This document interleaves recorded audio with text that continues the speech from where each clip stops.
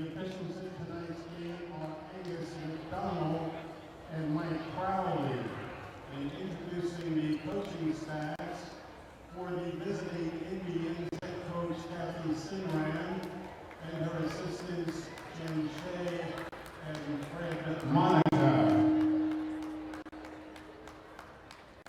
And for the Patriots, head coach Vinny Porta and his assistants Nikki Henry, Jen Tobias, and Joanne Mosley. And now for the starting lineups for the visiting Indians. Senior guard number 4, Steph Laczko, number 4. Senior guard number 10, Janelle Sandler, number 10. Senior forward number 15, Victoria Alzo, number 15. Senior forward number 11, Sam Matthew, number 11. And junior forward number 44, Brian, number 44. And for the Patriots, sophomore guard number 41, Sam Beck, number 41. Sophomore guard number 15, Nicole Sturlow, number 15. Senior guard number 3, Nicole Mitch, number 3. Junior forward number 11, Abby Weltman, number 11. And junior forward number 33, Danielle Martinovic, number 33. Ladies and gentlemen, we ask that you now please rise as we honor America with the playing of our national anthem by Wayne Hill sophomore Luca Yanuzzi.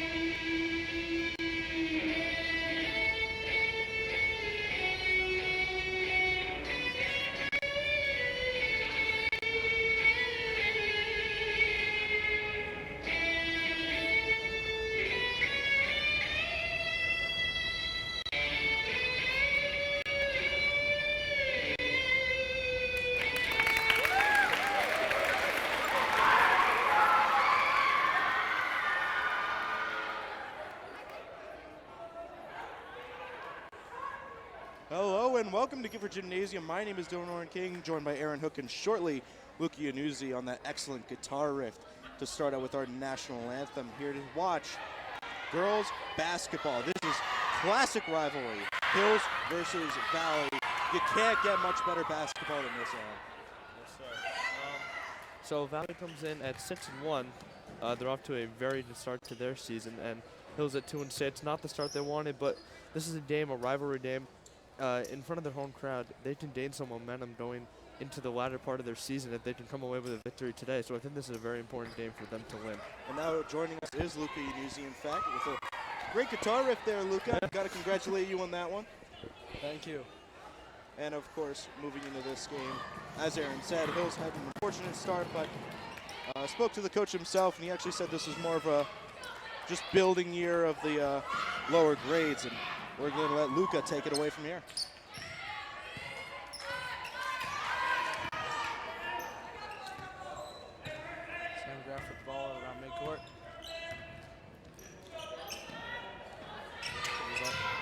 Pass to Nicole Schmolo. Markanovic, the layup and scores. First points on the board. Now Valley with the ball. Passing back and forth.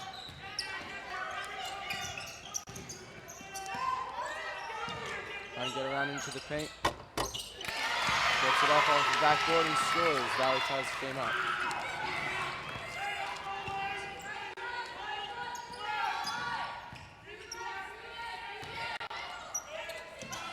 Pass to Nicole Mintz.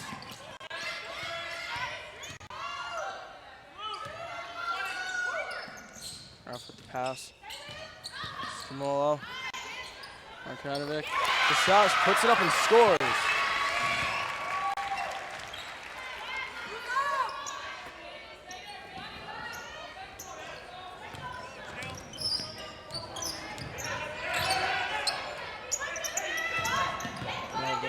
With the ball.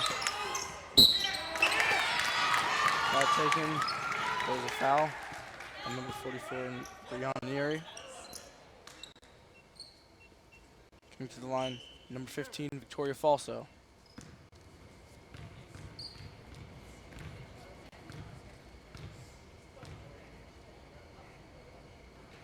And the first free throw goes in.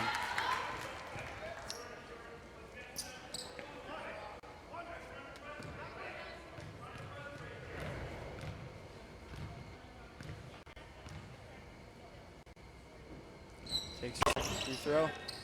That's it off the backboard. And in the hands of Abby Weltman, who passes it to Sam Graff. Moving up the court. It's Nicole Mintz. Back to Graff.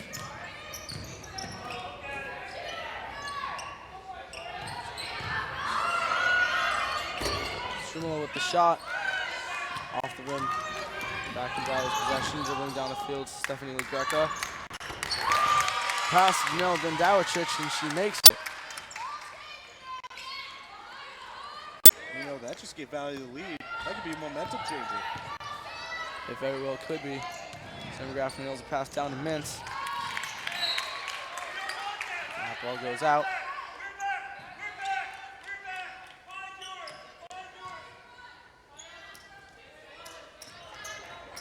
Valley ball. There goes the pass. So Martin passes to Neary. Neary hits the layup and scores. Just can't let that happen. Send a screen and then cut to the basket on the back door. Gotta play better defense than that. Martin just loses control there. Ball ends up out of bounds. Valley takes the ball back.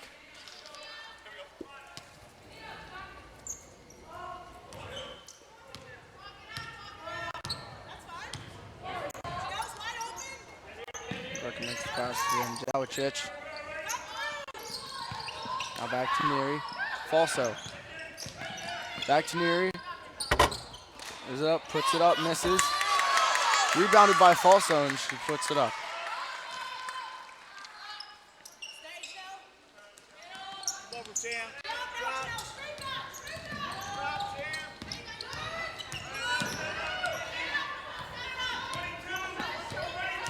Trying to find an open player to make the pass. On Sam Graff. Pass it back to Schmolo.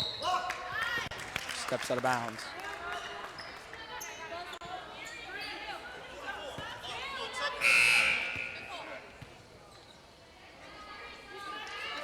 Coming off to Nicole Mintz. Coming on number 5, Katarina Lepore. And Danielle Markanovic puts up the layup.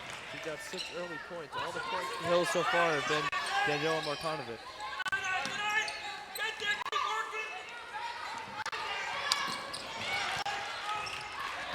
Good grab there by Sam Graff.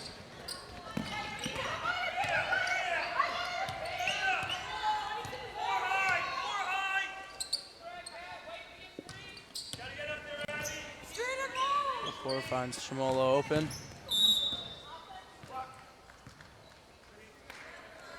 Moves into the paint, foul called.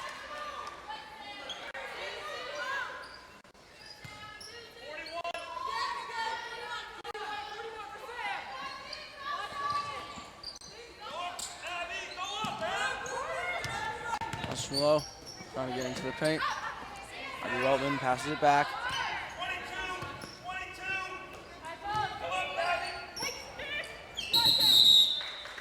Fighting for the ball.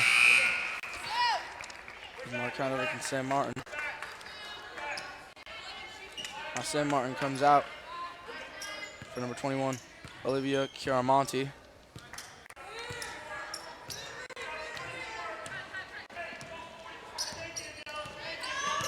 Stephanie Greco on the run, passes it to Falso.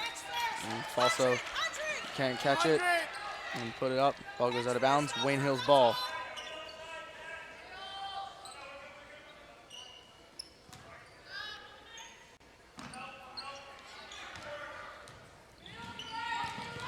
Sam Graphic to throw in to Nicole Stromolo.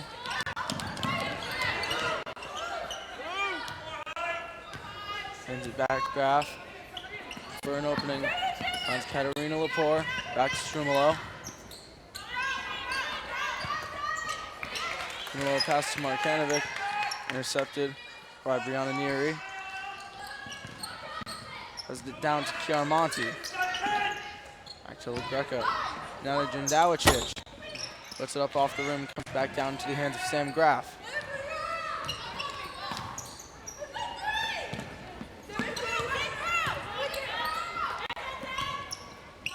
Now passes it to Lepore. Puts it up to Marcanovic. It's off the glass for the layup, but cannot make it. Stephanie LaGreca now running down for Valley.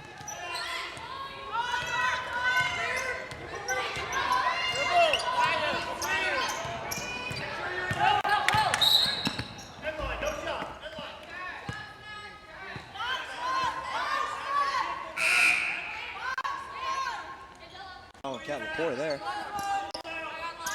Abby Wellman right back in the game. She took a quick rest, a minute or so. She's one of their key players, so she's not going to sit much.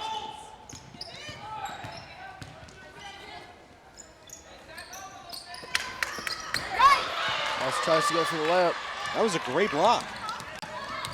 Everyone there by Stromolo. Pass it back to Graf.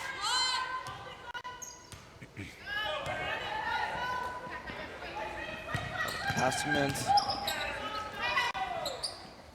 Trying to get to the lane. Stromolo shoots for the three. Off the rim. Into the hands of Brianna Neary.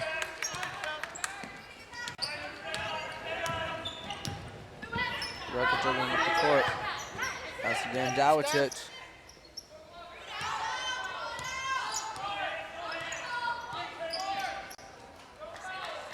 Chiaramonti.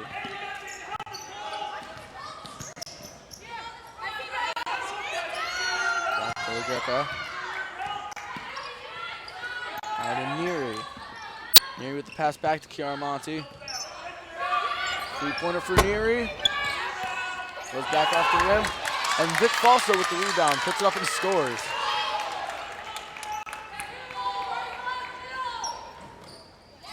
Whitman trying to pass it back to Sam Graf. Blocked by Stephanie LaGreca. Comes out. You know, you look at it, and it just, Hill's defense is either really good or it's inconsistent. Right. Some possessions they're locking them down, forcing a bad shot, and other times they give them a wide open look, so they got to step it up.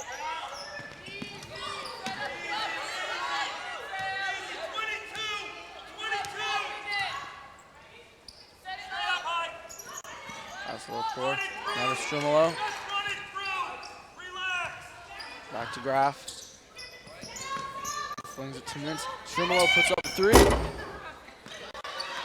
Off the rim report, tries to get the rebound. Puts back to Sam Martin.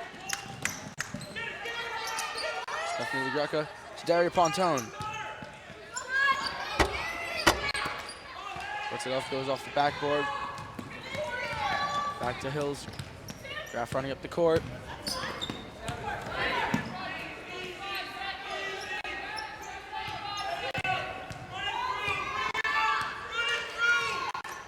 Lepore looking for an open pass, can't get one. Gives it back to Graf. Finds Stromolo. Takes a run up, passes out to Graf for the three. In and out of there. Greca up at the last second shot and misses. So at the end of the first quarter, Wayne Valley with the lead, 11-6. And you know, as much as the score may look close, in reality, I gotta say, this has been a pretty one-sided affair.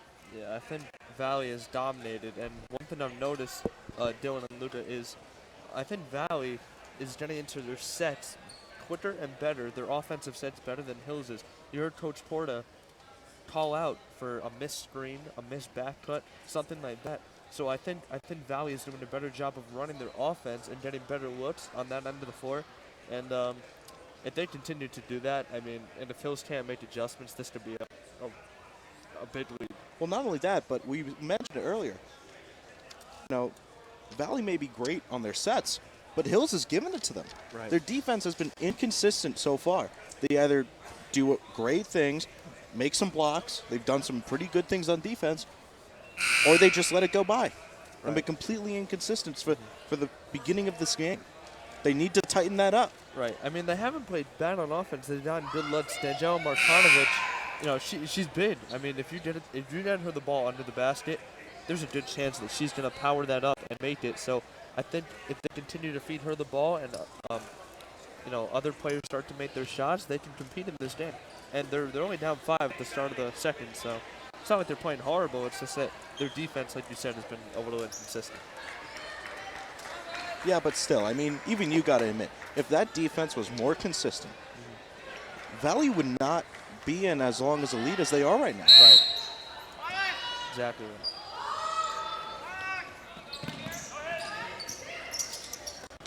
Handoff passes into Coleman. Can grab it. Ball goes back out of bounds.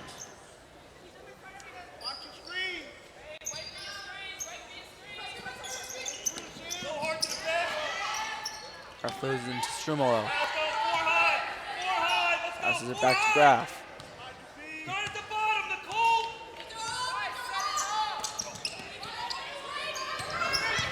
Coleman's dribbling around, gets past Strumolo. Coleman. Put up a layup. Hit it. Back to Strumolo. Shooting for 3. And drains it.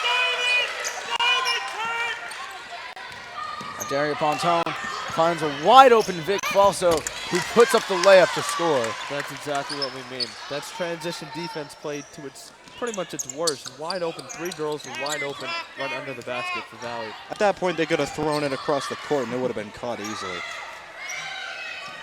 Speaking of throwing it across the court, Graf goes to Strumolo. He passes it back around to Kat Lepore. And there's a travel.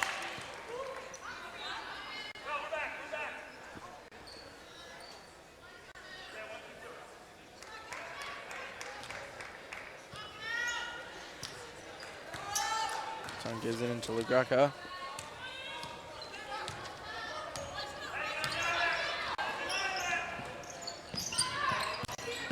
Monty shoots for 3. Just wild left.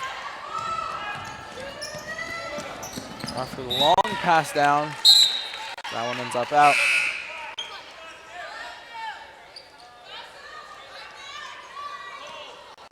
You know, now I'm just going on to think, how is Hills going to tighten up that defense? If they're going to do it in any way, you know, how are they going to do it? Well, you see Danjela Markonovic check back in the game. She's going to be in the paint, you know, protecting the rim a little bit so Valley can't get as easy as shots as they have in the past.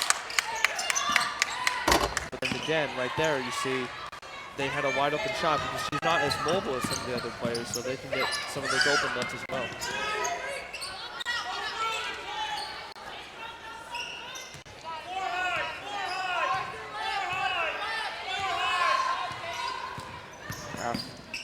For an open route to the basket. Kat Lepore shoots for 3. Just nearly misses there. Back there, Monty dribbling down the court. It's Daria Pontone. Gets to Luca for a deep 2. She misses. Now Kat Lepore dribbling up the court.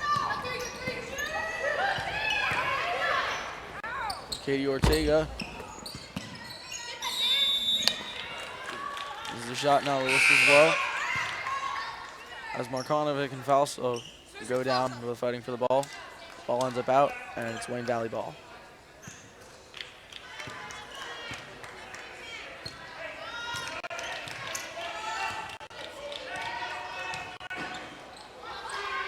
They're passing around now.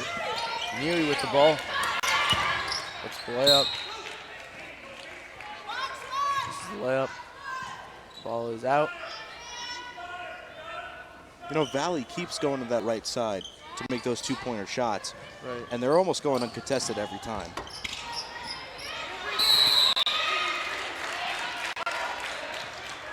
Even there, you saw off the inbound, the play was to the right side.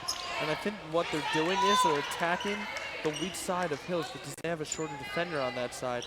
And all their sets on offense are geared to that side, like you said. So Hills are going to have to make an adjustment and try and take away those easy shots on the right side of the basket. Well, you know what I think they're really doing is that I think they're flooding the left side with a lot of players.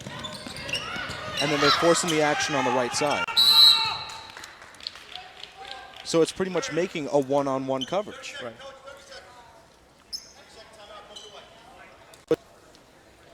30-second timeout called by Wayne Hills.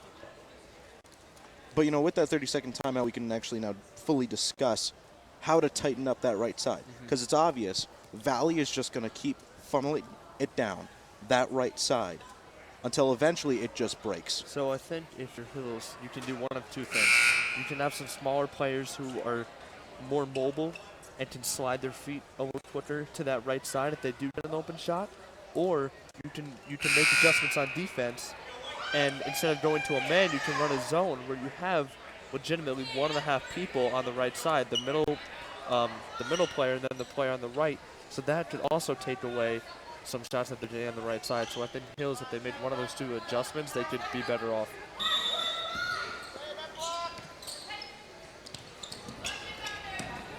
They come back now. Hills with the ball. We put up by Strimolo. That's off the rim. Now Valley ball. Stephanie LaGreca dribbling down the court. It's Brianna Neary passing back to LaGreca. And Adaria Pontone. Feed it to Falso. She runs up in the paint, puts up the layup and scores. Jump to the ball. Drop. Gordon threw it in, nearly ends up back with it, but Strimolo gets it, passes it back to Gordon.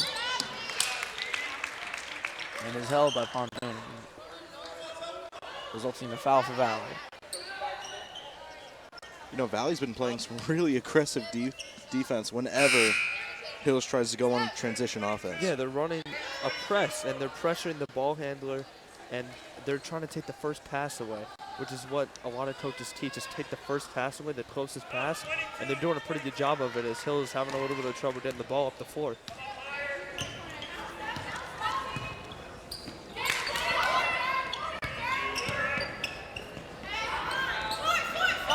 Four, puts up a three.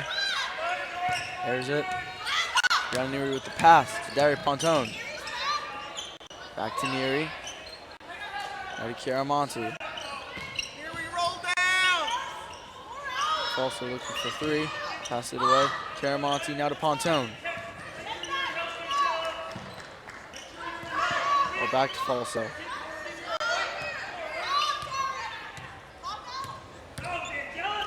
Chiaramonte with the pass to Falso. Laczko with the pass to Pontone. Back to Falso. Just passing around in this triangle on the three-point line. Looking for an open shot. They finally lose it. Katie Gordon dribbling up the court. And now a foul called.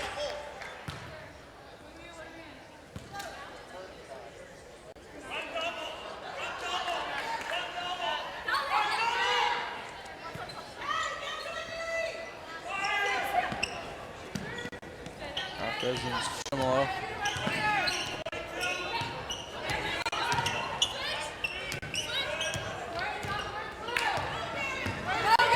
Graphic pass. Katie Gordon. Right on the floor, tries to put up a layup. The whistle is blown. Foul on Valley.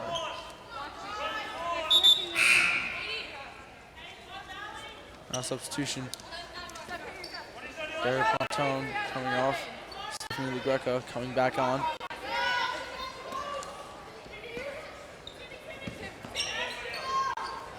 Mills Stalin. Strimolo. Graf. We're open for the deep two and drains it. Thought that she might have got fouled on the shot too. Nice shot. Good job keeping her concentration as she released it.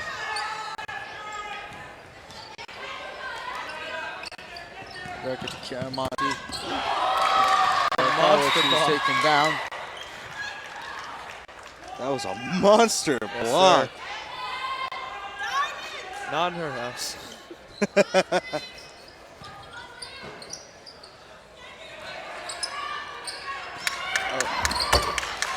Going right in.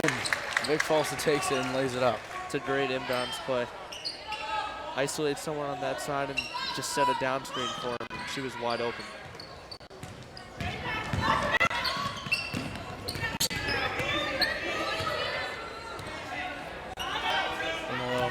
Great keep away there.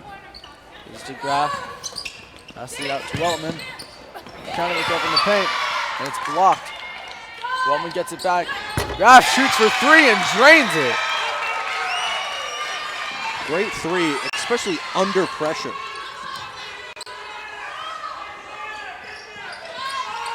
Now Caramonti for three. Offerman back out. And hand the same Graf. Keeps it away from LaGreca. Passes it down to Weltman. Back to Graf. Passes it out to Kat Lepore. Gets into the paint. Tries to lay it up. And it is called a travel. You know, if not for that travel penalty, that could have been the thing that turned it around for Hills. Right. I mean, she got into the paint, and it looked like she was going to draw a foul or something of the sort. So now Hills only in it's a one-possession game, so now a steal. And Hills with a great steal there. Strimolo puts up the two. Misses. Ball back to Valley. Yet again attacking that right side. And Martin tries to get it up, but is put in there by Brianna Neary. Every time you see them attacking, it's always to the right side. They flood the left, attack the right. Right. Easy. And you saw Martinovic slip over a little bit. The first shot missed. That's a little bit more of an adjustment. Martinovic shoots two, misses. Back to Valley. Caramonti. Pass to Martin. And Stephanie LaGreca.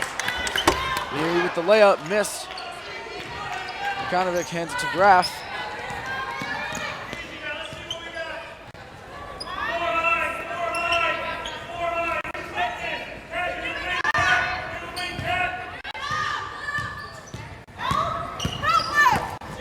Getting to the paint. Pass it to Strimolo.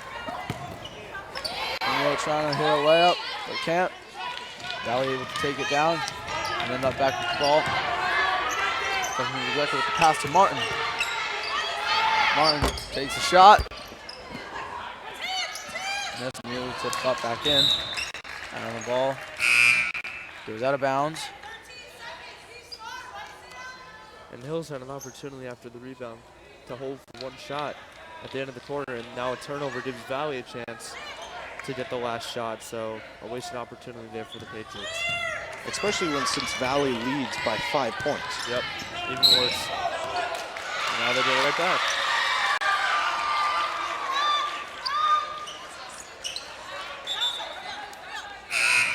So you got 8 left here. It's enough time to run a quick set, quick hitter and get a shot, or you could dump it down to the low block and try to get a quick shot inside. 8 seconds, a lot of time though in basketball.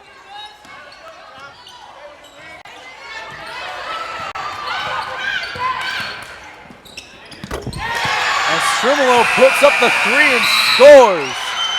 Sinks it right at the end of the first half.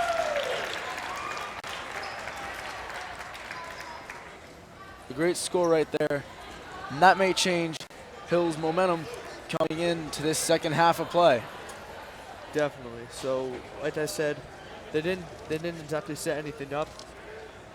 She did hit a great pull-up three though, which does give Hill some momentum going into the second half. I mean, it's a one-possession game, it's a 2-point game, and early on it looked like if Valley kept doing what they were doing, it could get ugly. But Hill's made adjustments, and they're right in this game now, only down by 2. They've hit some big shots as well. Yeah, and as much as I'd want to give them credit, I still got to criticize them for the defense. It's the same thing over and over and over again. They flood the left side. They keep consistent passing, but they always attack at the right. And they always have that two-pointer jump shot.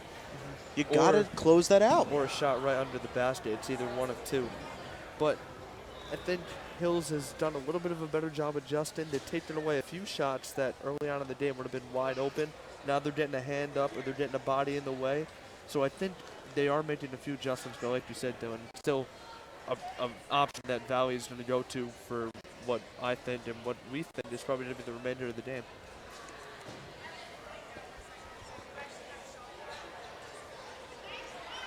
All right, and we'll be back into second half action of girls varsity basketball with Valley up 19, Hills 17.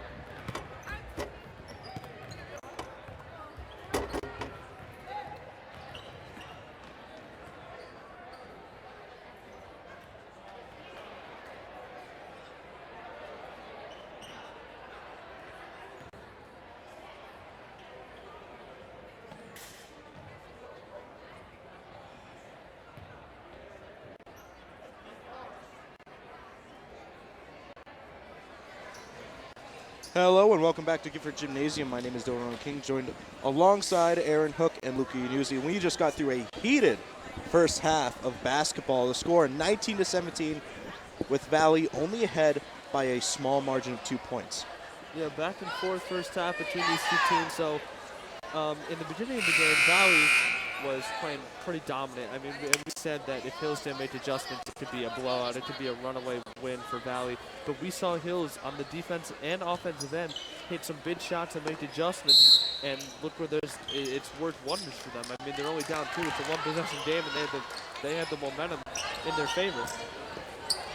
And now Valley looking to attack yet again.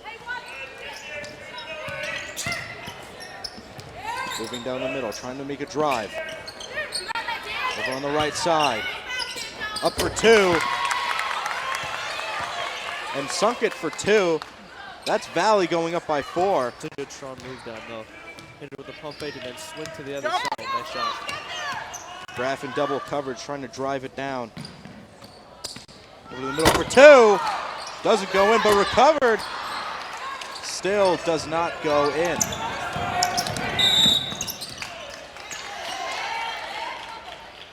That's taken out of bounds. By Olivia Shiramani.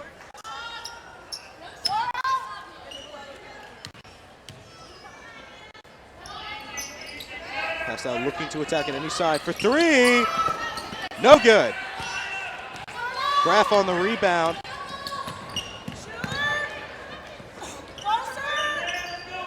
Out on the left side. Now to the right with Graff. Closing in. Pass out to Mrkanovic. Not able to get there. Ball sent out of bounds. That'll go back to Valley.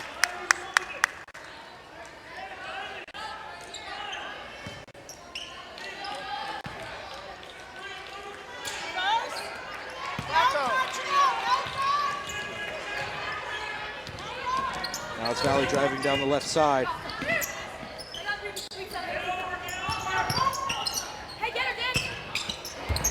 In for 2. Excellent rebound there. And it actually looks like the Valley offense is shifting over to the left side. Well, maybe they want to switch it up. Mrkanovic for 2. It's good. Now you see Hills applying the pressure with the press. And they force a turnover. That's what the press does. It forces the ball handler to make tough decisions in the moment. That leads to a turnover. Good job. Graff's pass goes high for Weltman. Not able to recover.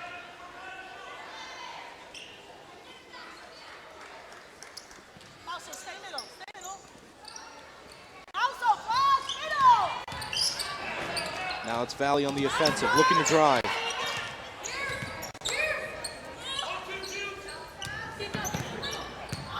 Driving down the middle for 2. No good. Thrown out of bounds by Valley. It'll be Hills' ball.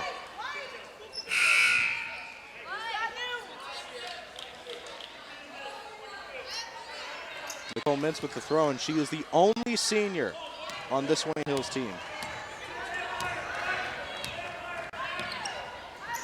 Graff to Mintz. To Salmano. Now back out to Graff. For 2. No good. Off the backboard.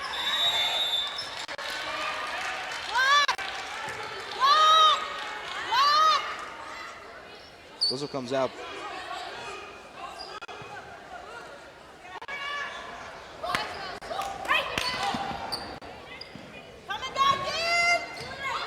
Now Salmano looking for a drive. Out to Graff.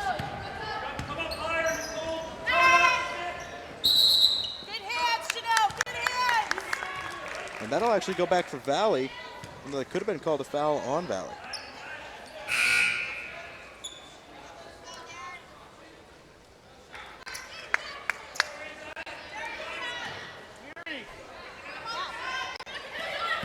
Deep pass in for Valley, and they can immediately convert it for 2. Wide open again. That's just a slip up on the defense. Gotta know who has playing man to man. And that's good defense there. Could take it away for another 2. Knocks it in. And that's a beautiful fast break. You got the 2-on-1, perfectly placed pass, and a steal leads to a quick bucket, and now it's an 8-point game, and Hill's letting it slip away a little bit. And, you know, that's mainly caused by Stephanie LaGreca and Brianna Neary, number 44 and number 4, respectively. But, you know, we talked about it earlier, and it's showing again that this Hills defense just needs to step up. Yeah, I mean, they let a girl run wide open under the basket, no one even close to her, and that's just, again, that's just knowing who you have on the defensive end, right? That's matching up in the beginning of the quarter and just trying to stay with her and just trying to not let them slip through the cracks of the defense. And then Hills an inadvertent pass, and then it gets tipped and stolen, and then a 2 for Valley. That's a 4-point swing right there. And now Hills down 4. They gotta keep their heads in it. They can't get too down on themselves, because all that's going to do is give Valley more momentum, because they're going to see that they're playing slower, they're playing with a little bit less confidence, so they gotta rebound off of this, and you know they gotta control the pace a little more. Don't be so frantic with the ball. Just calm down and make the adjustments that they did in the first half. And, you know, we got to talk to the Valley head coach before the game, and I mean, she said it herself. They may be ahead, but they came here to play. This is a rivalry game. Right. They are not underestimating this Hills team just because they're 2-6. Right. That does not matter to them in the slightest. They came here to play basketball. And right now, they're the team that's showing up. Slide your feet down here. Slide your feet. Turner, drop. LaPorta Graf. Help. Run with her. They're going to create a play. LaPorta gets blocked. A mean block in the paint. Doesn't go up for 2. Had a great opportunity there. LaPorta missed. Now it's a Graf. Watch your back door, Geary. Here's your down. Samano driving for 2. No good. Easy. Now it's LaGreca driving.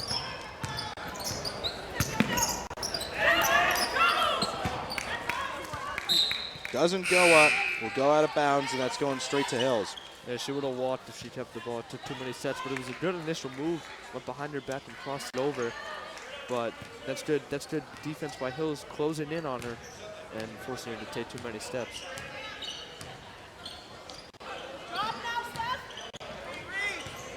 Hills trying to create a play.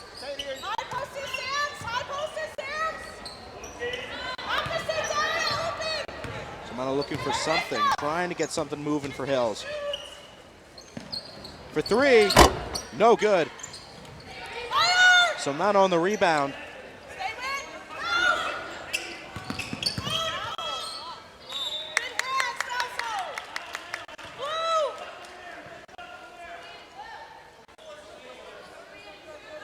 Solid defense there by Falso on Samano.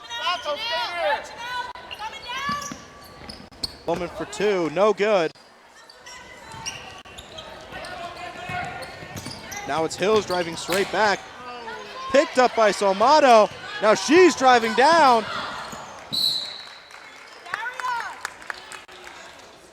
And sent straight out of bounds.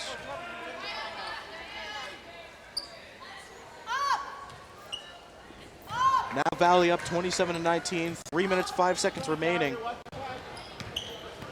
If there's any time for Hills to turn it around now, they pretty much got this chance here. Valley driving. Great layup, doesn't go in. Wasn't able to put it on the rebound. And the way that rebound was created was the pick and roll. They ran a pick and roll on the left wing, and then the ball handler got into the paint. She missed the shot, but on the roll, Number 15 was wide open under the basket to get the rebound. She's out of good position. That's just creating plays when you're not trying to create a rebound out of that. You're trying to create a look at the basket, but it just happens that, you know, sometimes in basketball things happen like that. Fossil's first shot is good. Second shot, no good.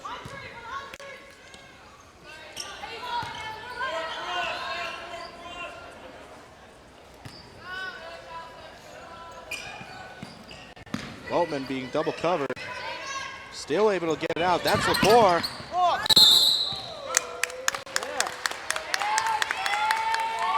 That looks like it's going to be a travel call on Lepore. Fresh break.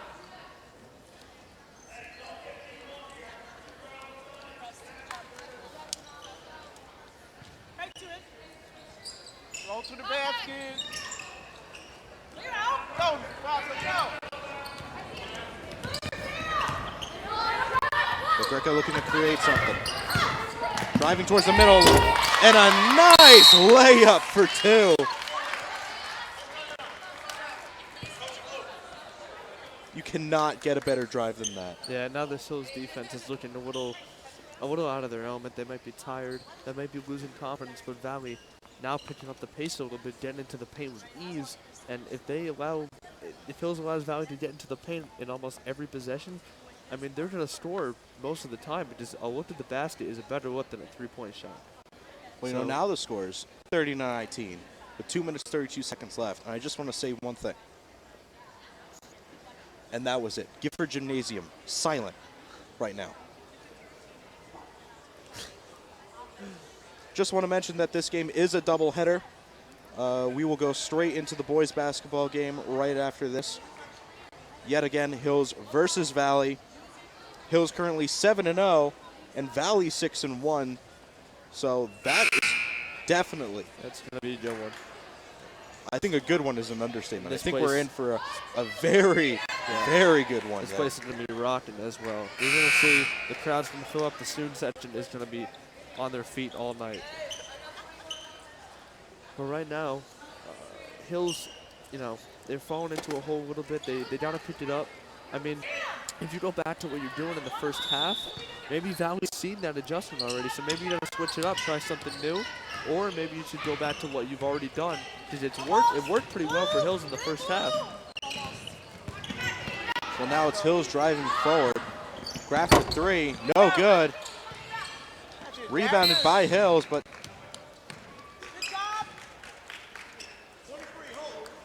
Valley outscoring Hills 11-2. 11-2 run to start the second half. So Hills has not played well on either end, and the turnovers have not helped.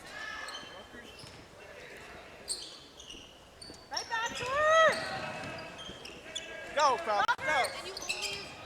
you can see the defense just trying to tighten up as hard as they can for Hills. They're getting locked in. They need to stop right here, right now. 2 minutes left in the third quarter.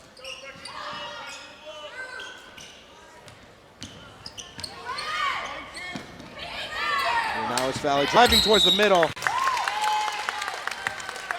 A lot of contact there. And just like that, Falso is back on the line.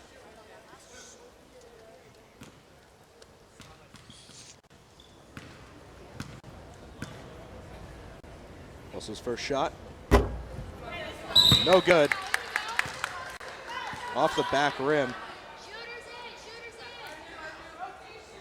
Roll it over your fingers, Bob.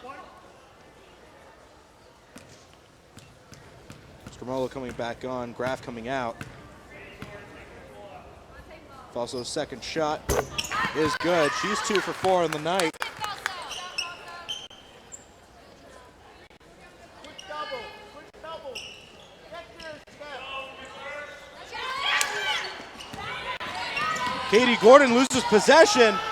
And Valley puts it in for 2. And that's another forced mistake by the Valley press. Putting pressure on the ball handler again, forcing another turnover. They're doing an excellent job. And now it's Hills driving towards the middle, but she slips. sure she's okay. Yeah, hopefully no injury on that. But I mean, you look at that previous turnover, and it's Katie Gordon versus Olivia Chiamane, and Give it to her! Just give it to her!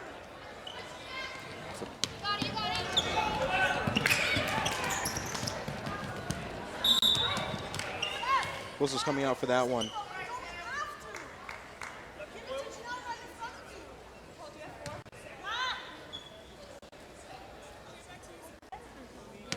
And now going back to that matchup, you can tell that Chiamane has an obvious height benefit there.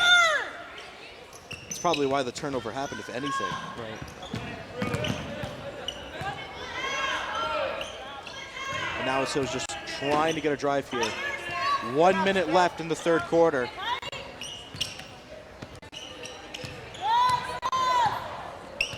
Looking for anything right now. Timeout called by Hills. And you know, now the score is 33-19. Hills has not scored anything so far. 14-2 run by Valley. And I want to break this down into two key things that they're doing. They're running the press, obviously. I've talked about it a lot. And I'm talking about it so much because it's so effective, because it's forcing turnovers for Hills. You saw in the last few plays, I mean, they're just having trouble getting the ball past the half-court line. And if you can't do that, then, I mean, they're worried about their offense, but when they can't get the ball over half-court, that's going to cause even more problems. And then Valley also doing a really good job on the offensive end, getting it into the paint and getting good looks underneath. They have talented players who can make tough shots in the paint, so that helps when they're exploiting the defense like that on every possession. Well, you know, it's not only that, but I mean, a critical turnover, not even crossing the half-court line, and then a costly slip. And of course, I think all three of us and everybody here, you know, is happy that she's not injured. Right. But that could have been a critical drive for Hills. That could have put some much-needed points on the board. Right, and I think they just gotta, like I said, they gotta settle down a little bit. You look at the score, you might get a little intimidated, say, hey, maybe we're not in this game anymore. You can very well go on a big run and get yourself right back in the game if they play well enough on offense and defense. Yeah, but at this point, it's just getting harder and harder over time. They need a big shot from someone. They're going to need a couple of big shots. It's Graff driving forward. No good for the layup there.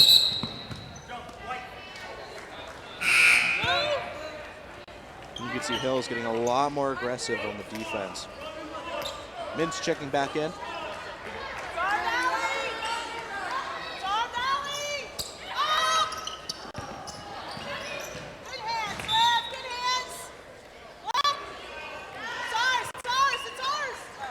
And, you know, now you see more of the smaller things coming in. Weltman was open on that pass. Did not need to force it. Over the Mintz, back to Weltman. For two. No good.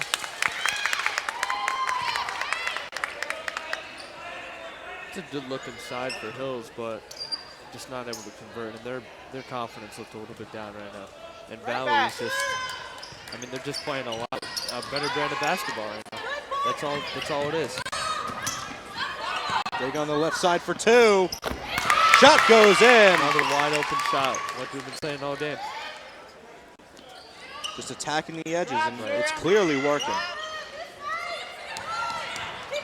Now it's Graff on the drive. Down the right side. Pass for three. It's in. That's a good shot.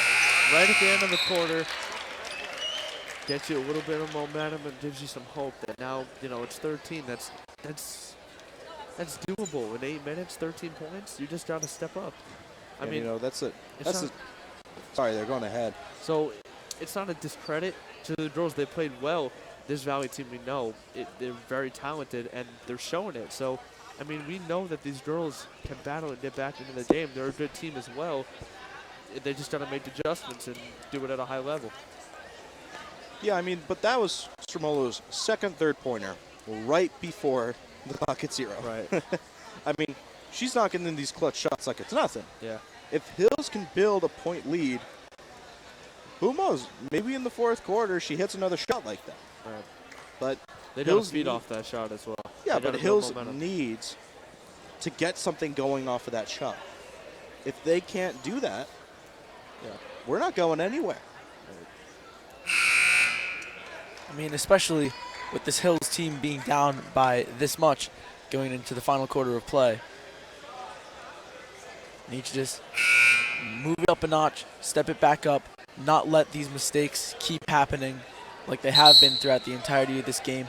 Get behind what Valley's been doing this entire game, because it's pretty much been the same thing, just flipped on different sides of the court. And they need to get behind that. If we can do all that, it'll turn into hopefully a lot closer of a game, and maybe even into a Wayne Hills comeback. And hey, I mean, this game was close in the first quarter. It was very close. Got away from Hills. First half. Got away from Hills at the end of the first half. And now it's gotten even further away. But Hills can still bring it back.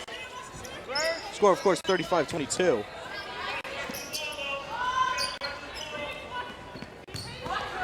Now it's Valley just wasting clock down. Waiting for their opportunity to come to them, which honestly is the smartest thing they can do at this point.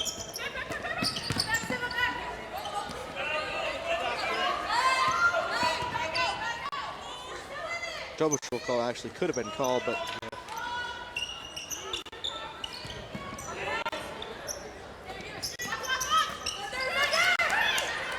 swarmed in the paint.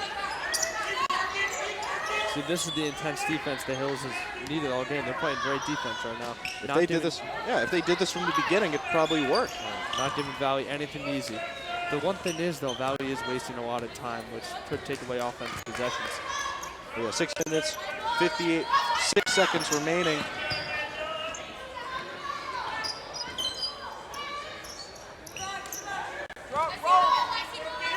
And now as they move the ball around more, we're actually realizing that Valley, now they're taking time off the clock on purpose. Hills needs to try and create a turnover here. Valley can run out the whole clock if they do this. They got you know 6 minutes to work with. And you know what? They're doing it efficiently, too. No, they're not being sloppy with the passes. Keeping everything together. Drive by LaGreca. How about this? 1:36 off the clock.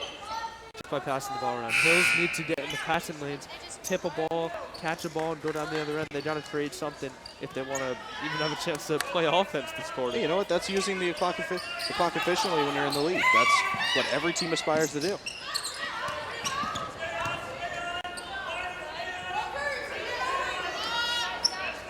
And now just more and more time coming off that clock, and Hills just not able to really do anything to stop them from just consistently passing. Someone's going to get up in someone's face and try and pressure the ball a little bit more. Tip the ball, rip the ball out of their hands, do something. That was a clean cross-out from LaGreca there.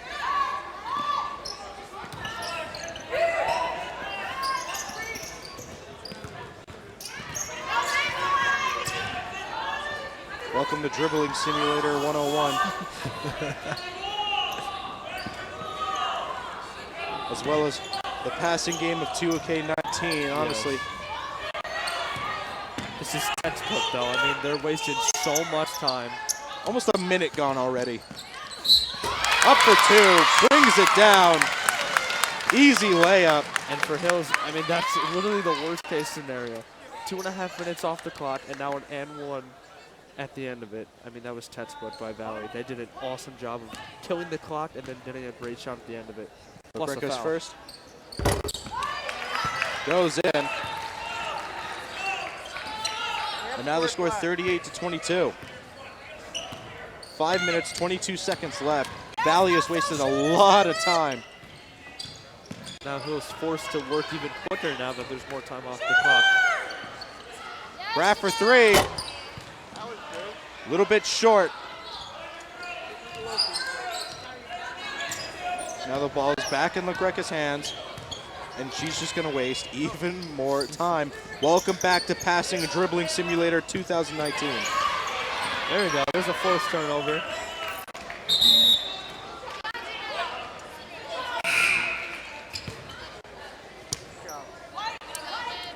Yeah, I forgot to mention that was a pretty short game, but That's what Hills needed about 3 minutes ago. But now they got it. But the thing is, with all that time wasted by Valley, now it forces Hills to run their offense even quicker, which it puts more pressure to get a good shot. So you might have to take some contested shots and hope they fall. that's Graf driving, and that's an immediate turnover. And Graf immediately fighting for the ball. With 4 minutes, 32 seconds left, Valley in the lead, 38-22.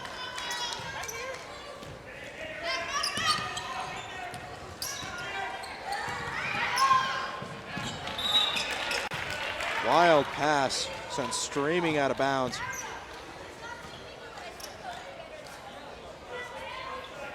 Hills will get the ball back, but at this point, you know, you have to begin calling into question the game and whether they can truly come back at this point. They need a bid shot right here. Immediate turnover. And the turnovers they're killing their chances right now.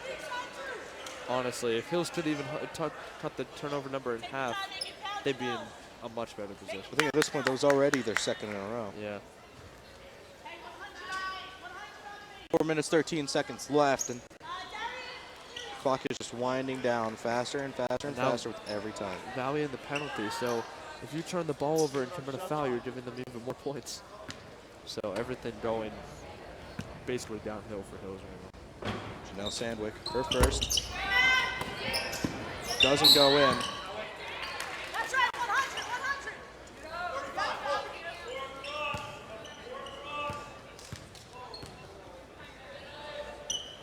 Foul called on number 35, Danielle Ponte. On Valley, now it's Mintz. That's a Graf, just looking to drive up. Shooter, Nikki! Needs to make a three here. That's a sunken three.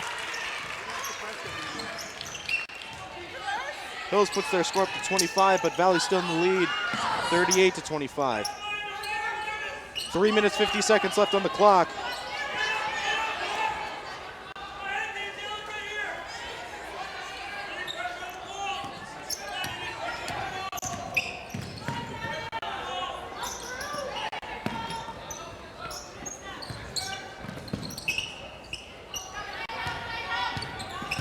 Valley just wasting more and more time. And yet again, everybody, welcome back to Pass and Dribble Simulator 2019. As Graf takes it away off the turnover, and a mean block from Pate shuts that drive down immediately. It's like a LeBron chase down. Coming from behind and just swatting it. That's great pursuit on the block right there.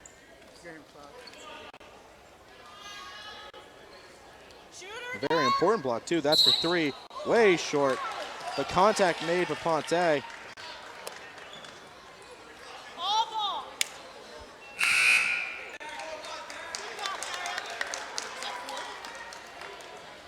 sends Stramola to the line. And she's been consistently making shots all night. She could probably knock these two in easily. Her first. Yeah, she's been Hill's main scorer all night. She's hit probably 3 or 4 threes up to this point. She's made some nice drives to the basket.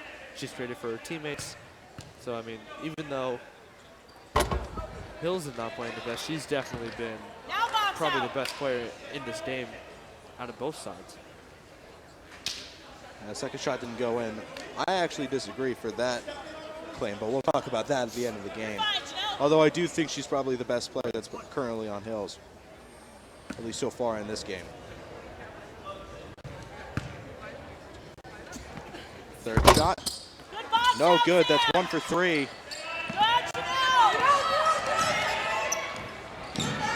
Immediately inside the paint, and that's up for 2. A clean layup.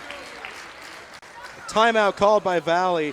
3 minutes, 4 seconds left. That's got to be the 4th time that's happened. Just someone coming off a miss, off a rebound, and too many people, like, what a coach doesn't want to see is something called going, like, to the ball, and just after a rebound, 3 people go up to guard the ball, because then you leave guys open down the other end of the floor, and that's what Hills is doing right now. Because you have 3 people pressuring the player who got the rebound. Someone is always streaking down the court right here under the basket, wide open. That's probably the 3rd or 4th time it's happened. And Hills, I mean, it's probably too late to clean it up now, but going into next game, Porta's got to tell him that you can't let that happen, and you gotta sink back after a rebound. They have possession of it. Don't try and knock it away, because that's just going to lead to an open shot. And you know, where was that lockdown defense we saw a little bit earlier in this quarter? Where was that? If you can do that, if Hills can do that, then where was that the entire game? I think it faded because Valley made some tough shots. I think the confidence got down a little bit. A nice reach in.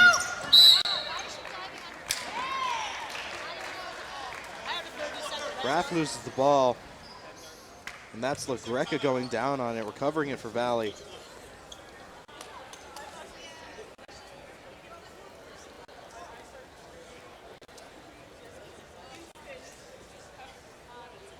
Another timeout called. The score currently 40-26. Valley in the lead.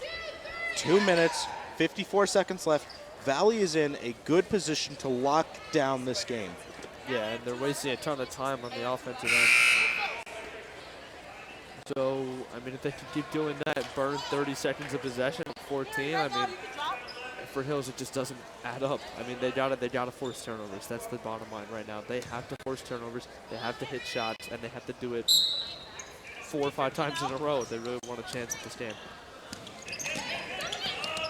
And bottom line, they got to be a lot more aggressive. Right.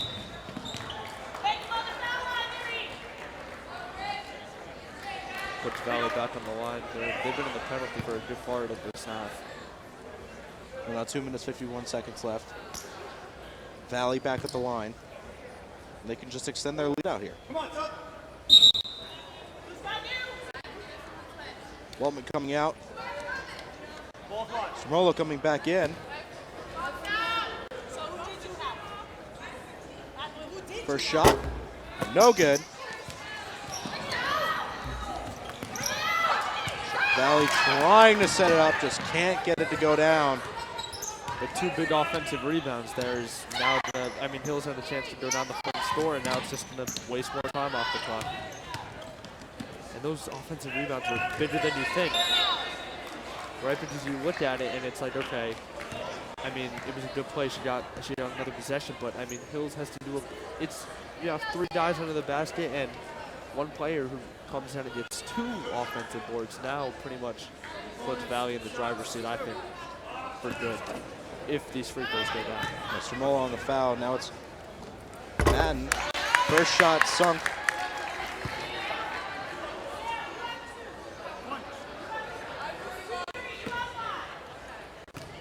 A man for a second. Doesn't go in. Just off the rim, and now it's Graf driving down.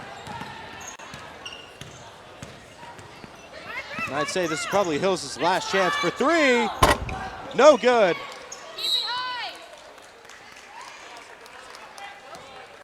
Now it's Hills with the foul. That's Katie Ortega, number 20 for Hills.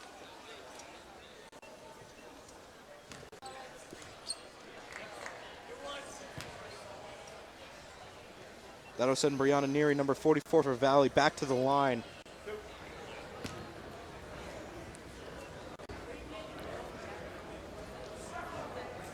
First shot goes in.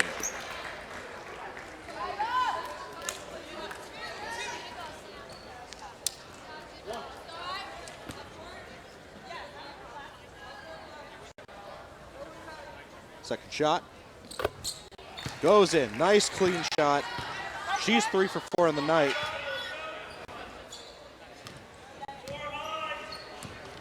Two minutes, 12 seconds remaining. Valley up 43-26. They've pretty much got a wrap in this game, but Hills can play for some pride here. A mean block there.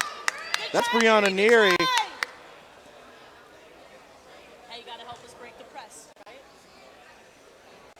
Might have got a piece of the hand or the arm, though. It looked clean to me. Yeah, it looked clean to me, too. I but think you made a good call. It looked clean, but ref must have seen something that we did. He's got the better view, so. Yeah, well, now it's Graf at the line. Come on, big box Off the out, rim big for her box first out. shot. You know, you can see it in herself, just in the way that she's acting after that missed shot. That's sort of the mentality that I bet that this Wayne Hills girls basketball team is having right now, especially after this sort of loss. Second shot does not go in either. She's 0 for 2 on the night.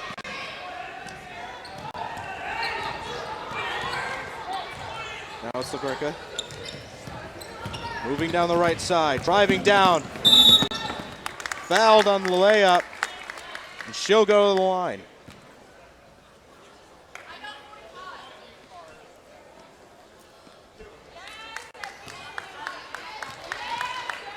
Lagricka, her first shot. Off the backboard, no good.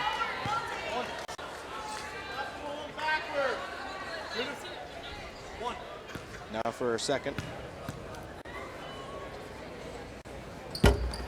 Also no good. Now it's Wiltman on the drive.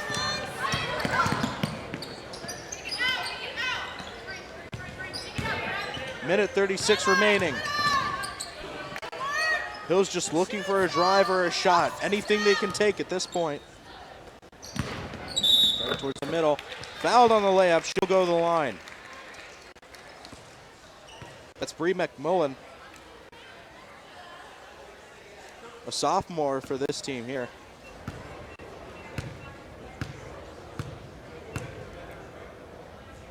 First shot. Off the rim, no good.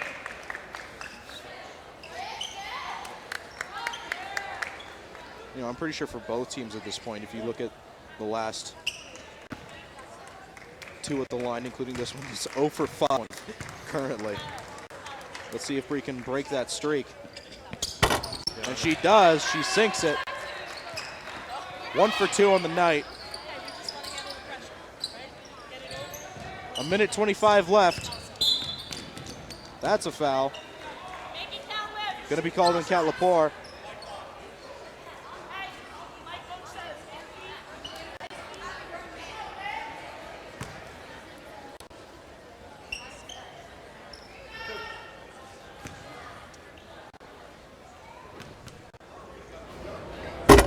First shot is no good. You can make foul shots.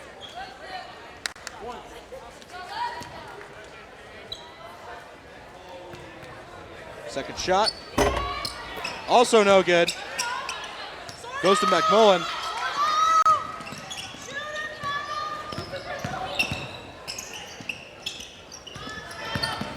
For a drive.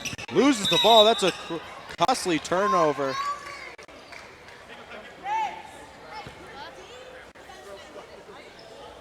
And Bree McMullen will go back to the line her second time tonight. But a minute 10 on the clock, and I'm going to say Hills has no chances coming back. Bree with her second shot. I'm sorry, her first shot. Also no good. She's currently 1 for 3 on the night. Let's see if she can make her second shot.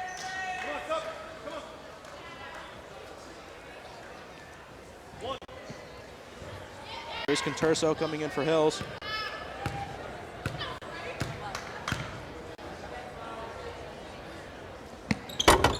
Second shot also no good. She's 1 for 4. And a crucial step in there for McMullen. Forces the ball out of bounds and the clock to stop at a minute and 6.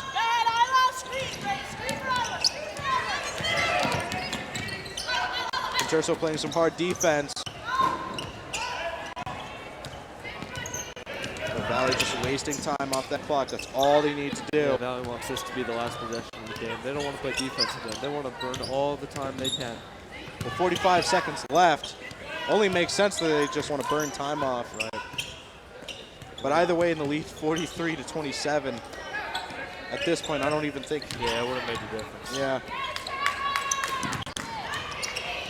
There's some good pressure there. Some very good defensive pressure there by Hills and stopping the clock. 30 seconds left in the game.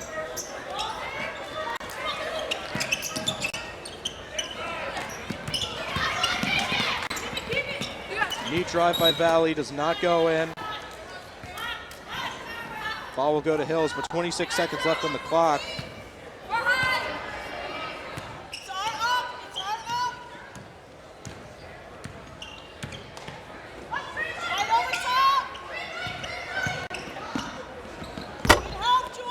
Layup does not go in for Hills. 12 seconds. And 12 seconds on the clock. Game just slowly winding down. Neat turnover there for Hills, and then Valley takes it right back. 3 seconds left. Foul there by Hills. That's on number 20, Katie Ortega, but either way, with 1 second left, whoever gets the ball next, game's over.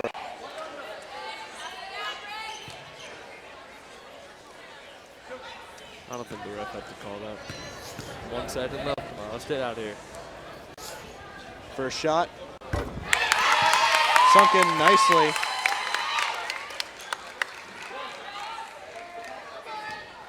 Remember to stick around as we have the boys varsity basketball game coming up next. Valley versus Hills in the Gifford Gymnasium. This is their second, but it doesn't matter. Valley will come away a 44-27 victor tonight. Really dominant fashion here. I mean, they came in with an objective to win, and they pulled off exactly their mindset of their goal. Yeah, they played well on both ends. I mean, forced a lot of tough turnovers, made tough shots. This is a talented Valley team, now 7-1. I mean, this is a team that looks like they could compete for a county and a state championship. I mean, they got a lot of size, a lot of talent, a lot of character. The Hills played well. I mean, they made some tough shots. They played solid defense at points in the game, but it wasn't consistent. I think they were more consistent. They tried to give Valley a run for their money. Valley just a better team overall. Good fight by the girls, but Valley comes away with the win. Well, I mean, it was fairly easy to see. Beginning of the game, it was looking to be a tough competition for both teams. Only a 2-point lead for Valley. And then after that, it's straight downhill there for Hills. Straight downhill. They lose it pretty much immediately after the second half. And I mean, at that point, it goes even further downhill in the third quarter. And at that point, in the fourth quarter, it doesn't matter. Right. I mean, they were only down 2 at halftime. So, I mean, Valley just got they got on a big run to start the third. We said 14-2 at one point. I mean, Valley just played a lot better brand of basketball. So they came away victorious tonight. But not only that, I think they were just more consistent overall. Right. I think they had the more consistent game plan, and they came in here and executed it to a near perfection. Yeah, you're exactly right.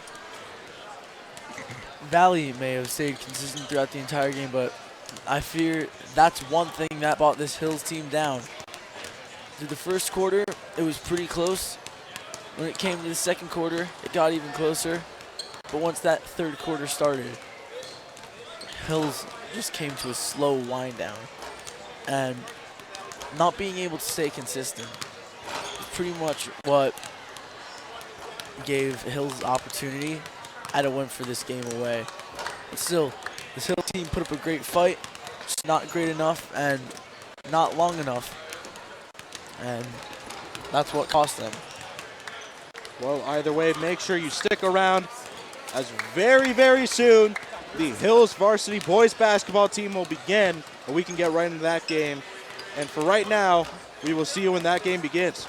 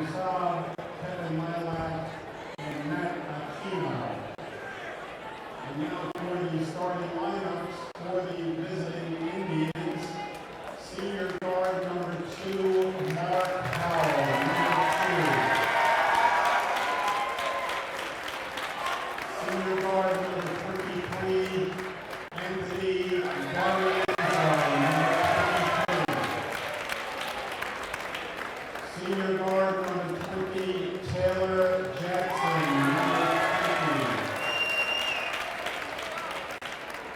Senior forward number 14, John Pepperini, number 14. And senior forward number 3, Patrick Orren, number 30.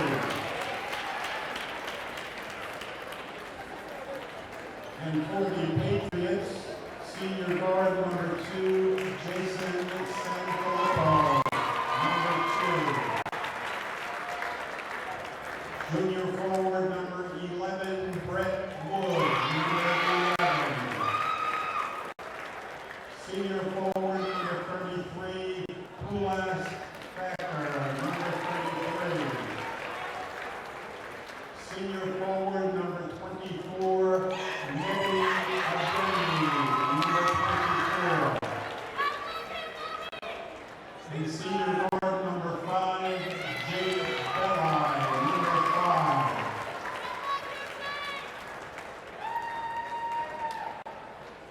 Ladies and gentlemen, we ask that you now please rise as we honor America with the singing of our national anthem by Wayne Hills senior Sophia Reyes.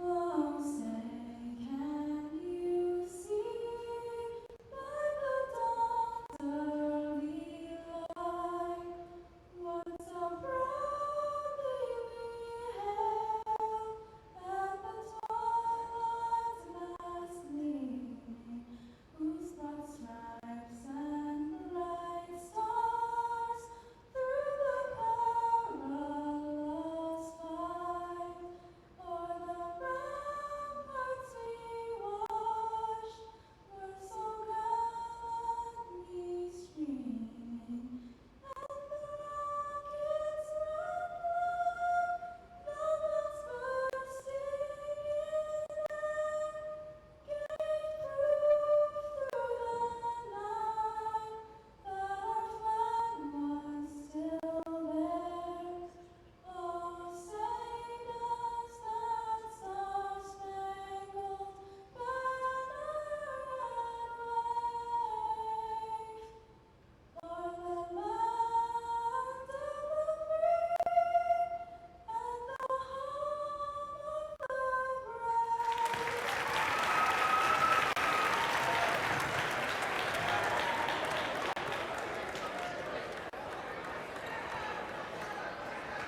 the home of the brave? Hello and welcome back to Gifford Gymnasium. My name is Orren King, joined alongside Aaron Hook and Luca Yanuzzi here for the Wayne Hills versus Wayne Valley boys basketball game. This has been the game that everybody has looked forward to coming out of the break. You have an undefeated Wayne Hills basketball team going up against a 6-1 Wayne Valley basketball team. This game is what everybody is looking forward towards. Yeah, you know, all the players and fans definitely had this game circled on the calendar. Two marquee teams going at it. These two teams, I mean, obviously the Hills Valley rivalry is, you know, it's at its peak right now in basketball. Both teams are excellent. Both teams are going to fight tonight. They're going to play hard. So let's get it going. Pulas Thacker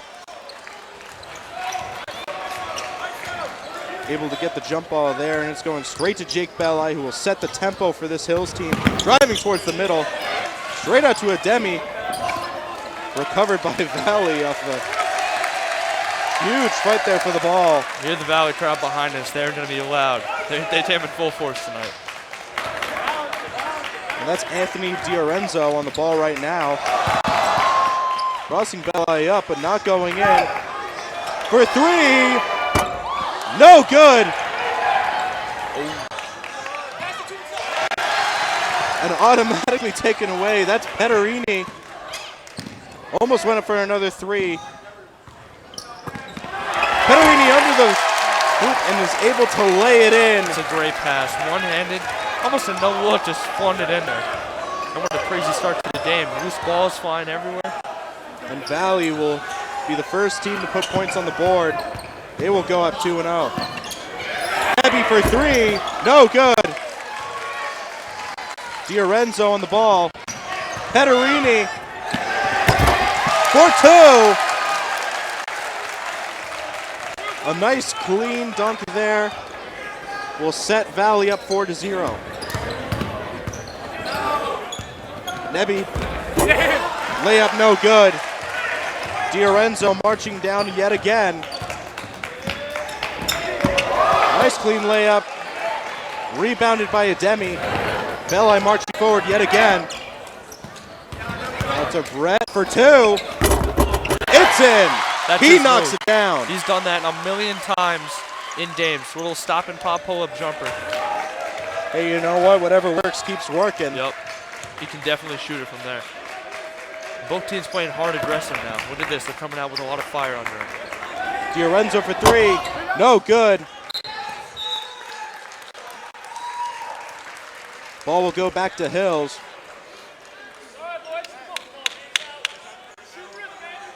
So you see both teams at the start of this game pushing the pace up the floor. They want to run and get out in transition as much as they can.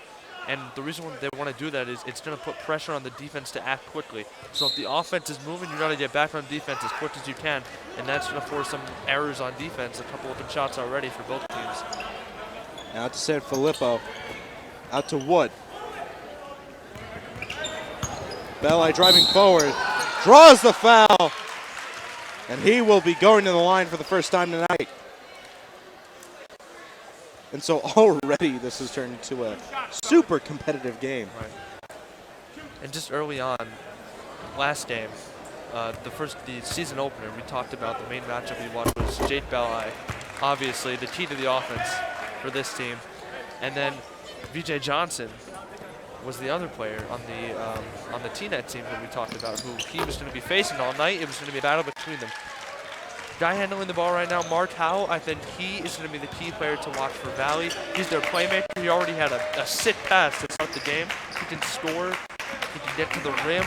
I mean, he does a lot for this Valley team. I think you got to watch him and Belli.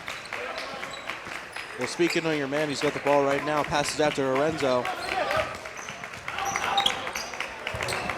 Trying to break away from Belli, but he's playing some solid defense tonight. Moves towards the middle, a clean layup for two. That'll put Valley ahead by three.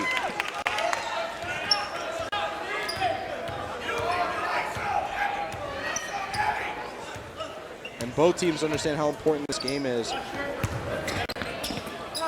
San Filippo outside for three. Not able to get in, but Wood recovers out to Belli for three.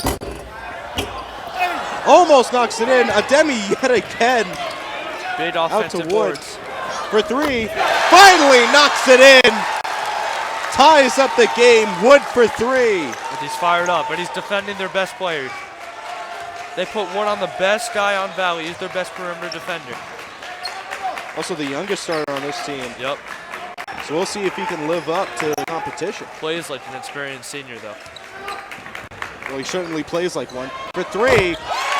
A nice sweeping in. You can hear the net with that one. It was a clean swish. Belli driving forward to Nebby for two. Makes the layup. Will put Hills only behind by one.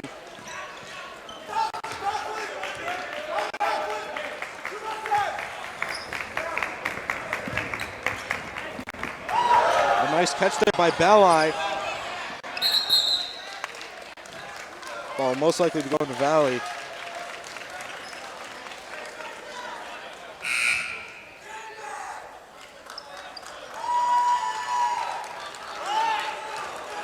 But you know, the good thing about both these teams that all five of these starters are absolutely amazing and honestly the best that their teams can get. Yep.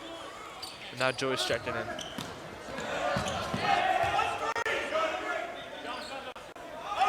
Now you'd have Belli switch on to Howell.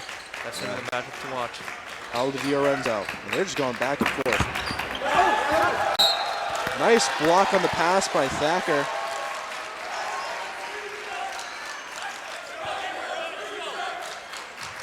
Now Belli driving down the court.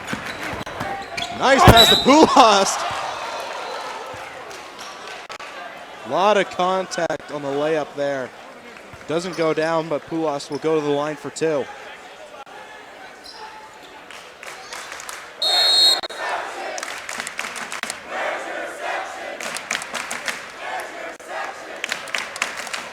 Timeout called.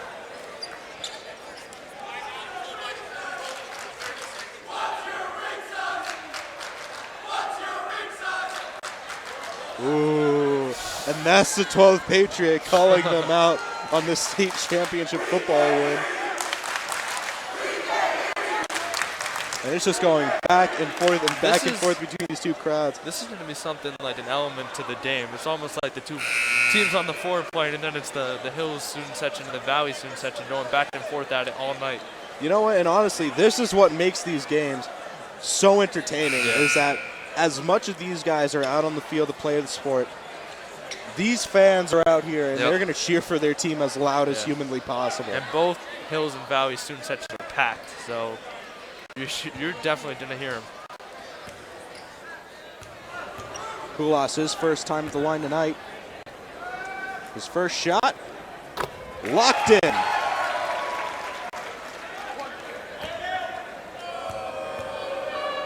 He started the game up with that first shot. Let's see if he can put Hills in the lead.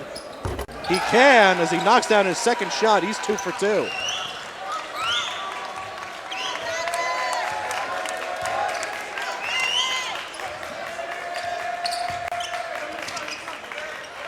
Now it's Howell in control of the tempo here.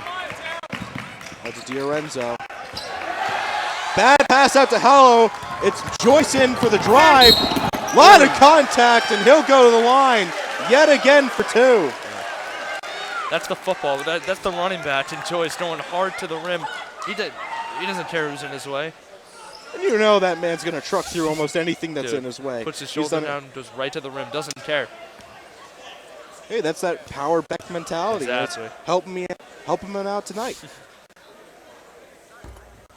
Not able to make his first shot of the night.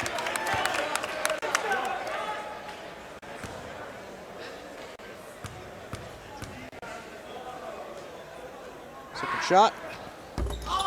Also not able to make it. He's 0-2 at the line. Another offensive rebound for Hills. They're doing a great job on the offensive board, cleaning up after their own miss. Yeah, and Demi's got rebound after rebound. Yep, he's working hard. Sanfilippo to Demi, out to Poulos. In for 2. A lot of contact there, fighting through it and putting the ball right where it needs to be. 2 minutes, 39 seconds left in the first quarter.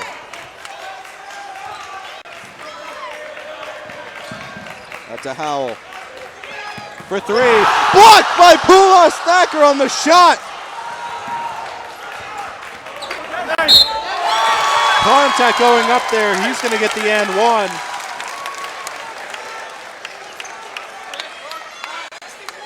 That'll put Valley to 11. He makes the shot. Game's tied up yet again. Patron he's got to be at least 6'5", and Sanfilippo, you know, I mean, he's undersized. Commit the foul there. Not able to make the shot. Recovered by Sanfilippo. Hills in the lead, 12-11, 2 minutes, 16 seconds left in the first quarter. Joyce with the ball out to Sanfilippo. Out to Belli. Gets tripped up and turns the ball over. A nice block by Poulos yet again. His second block of the night. And Valley just keeps making these long passes all the way across the court. Recovered by Poulos, taken away. Now it's Belli down the court. Out to Sanfilippo for 3. Swish and in. Hills goes up 15-11, 1 minute, 28 seconds left in the first quarter. DiOrenzo looking for something.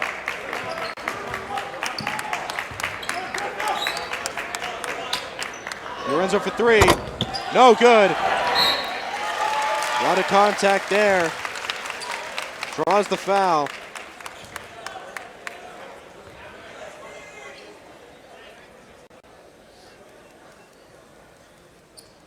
JP Lemchek checks in for Pulos Thacker.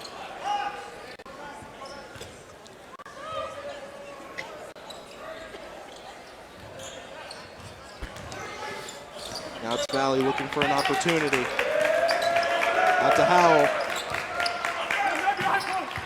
Out to DiOrenzo. Pederini. Out to Howell.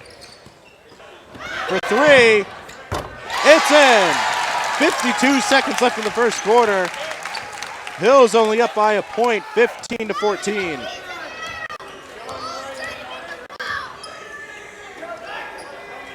Bell out to San Filippo. Out to Joyce. To Filippo for three. A clean shot, and it's in. And he's going to be knocking those down all night.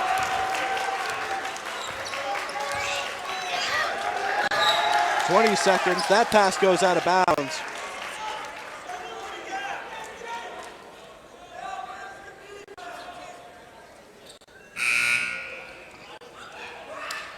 Wood checks in for San Filippo.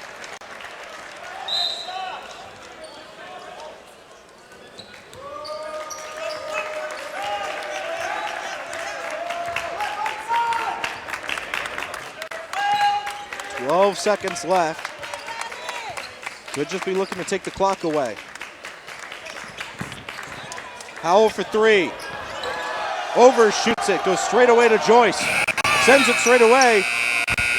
Shot's not going to make it, and that'll end the first quarter. Hills up 18-14. So a high-scoring first quarter, and both teams had one thing working, which is the best efficient shot in basketball. That's the three. Both teams were knocking down the three with ease. San Filippo hit two big ones. I mean, Valley came down. Everyone on their team was looking pretty confident out there. And Hills pretty much has everything working on offense. They're moving the ball. They're hitting threes. They have the high-low where Nebby attaches at the top, and then he feeds Pulos. That's worked a couple times. They finish through contact. They're doing everything well on both sides of the ball. Valley's been playing really good offense as well. Yeah, and this is why Hills is currently at the top. If you look at the division right now, Hills is at the top, and then you have Fairlawn, which is also 6-1, and then you have Valley, which is 6-1. Both of them are very good teams. Do not get me wrong with that. However, Valley lost to Fairlawn. If Hills beats Valley today, they have a much better shot at beating Fairlawn on Thursday. And, I mean, we talked to the coach. His goal is to take it game by game. Right. He doesn't think this game is going to affect the Fairlawn game. He thinks that what's going to affect the Fairlawn game is how they work for the Fairlawn game, just as much as they're going to work for this game. Right, and they've come out with energy. And the guy I want to highlight is Pulos Thacker. He has 2 blocks on jump shots. 2 blocks on jump shots. Jump shots are harder to block than shots near the rim. I mean, he's getting up with, he's playing with energy. This whole team is, and that's why they have a lead right now. Belli to San Filippo and back to Belli.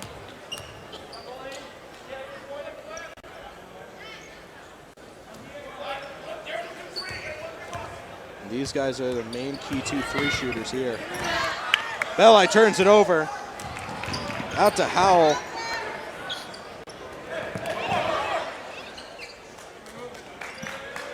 Now out to DiOrenzo.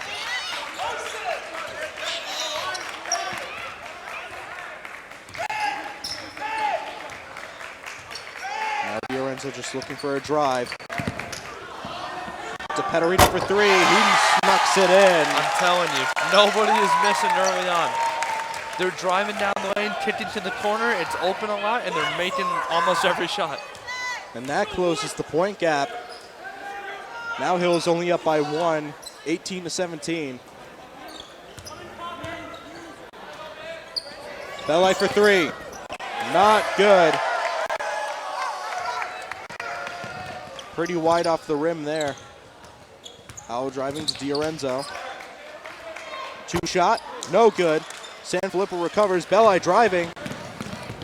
Passes out to Wood for 3. No good. Now it's Howell driving down the middle. Loses it, recovered by Belli. San Filippo for 3. No good. Recovered by Valley. Wide pass out to Pederini. He's driving. pass is blocked yet again. It's just going back and forth. The pace of this game is insanely fast.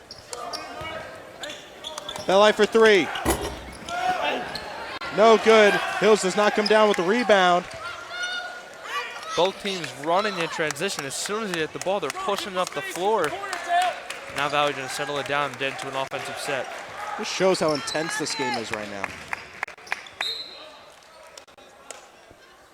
And what Valley's done a number of times is they'll take a ball handler and he'll drive down the lane and he'll draw a second defender, and that will leave someone on Valley open in the corner. And if they're hot from three right now, so Hills needs to somehow find a way to stop that. Otherwise, they're going to hit those all night from the corner.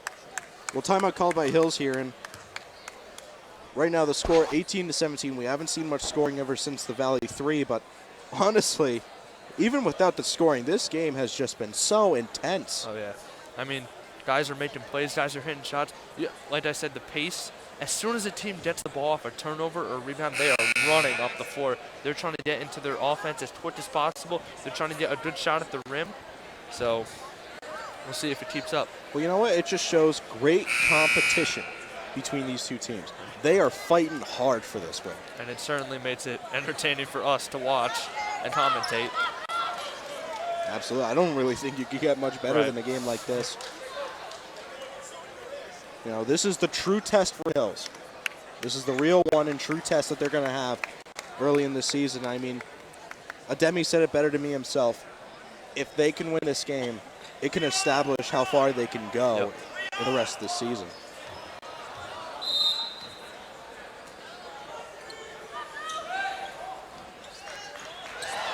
Nice pass by Diorenzo. Driving forward. Howell for three. No good. Recovered by Sanfilippo. Now it's Wood.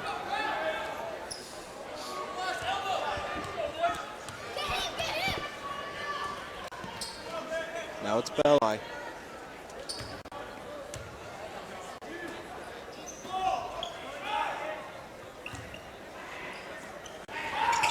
It's passing by Hills.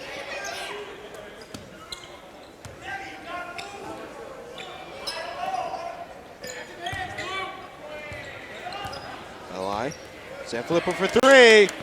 That is knocked in. That's a start already.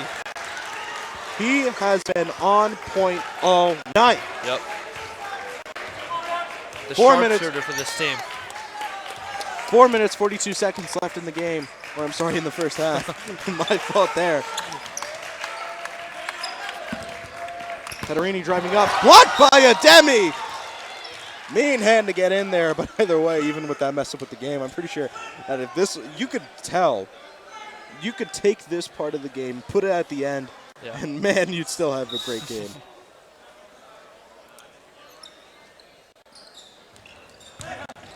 Diorenzo. Nebby gets a hand on it. That's another block.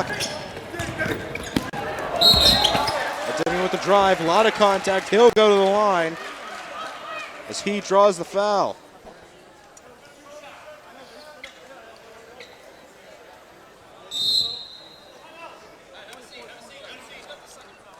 Timeout called by Valley. 4 minutes, 24 seconds left. Hills is 21-17, and this game has just been going back and forth. Yeah, and Hills has adjusted their defense to take away that inside look when the ball handler comes down the lane. There's someone now stepping in. You saw a deflected pass that went out of bounds. They're taking away a lot of the options that Valley wants to run on offense, and that's going to lead to stops and stops. And they're running at a pace like this, they're going to get a lot of transition looks off the stops that they get. And you know, with that, we saw a lot of Nebby Ademi. He was just playing his part, not only on defense, but on offense as well. Yeah, and he's grabbing a ton of rebounds. He's keeping Hills in the game with these offensive rebounds. He's creating more possessions for his team. When we started out this game, it was fairly close, but Valley was in the lead. Then Hills took it over, and right now Hills is in the lead. It's still very close. So this game is definitely not called yet. Definitely, you know, a lot closer than, you know, how the girls' game went last in this last previous game. But just the tension that's here, you know, you could cut it with a knife, honestly. Yeah. It's ridiculous. And so much tension because it's constantly going back and forth. And I could say this is pretty much going to be going on for the entirety of the game. No one's going to have a definitive lead through the entire game. It's two great teams just going head to head in this game. It's going to snap. Now it's Nebi Ademi at the line. First shot, no good.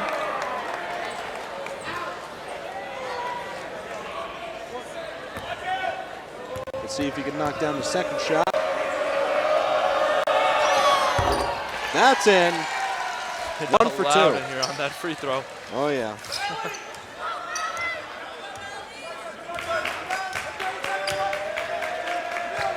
Foul for DiLorenzo. Whistle is blown, foul is called. Foul is on Ademi.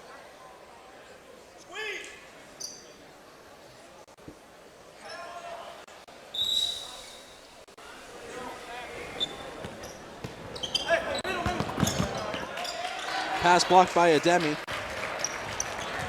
Just doing his part on defense. Out to Sanfilippo. Smart move there, not going for the three. He was swamped.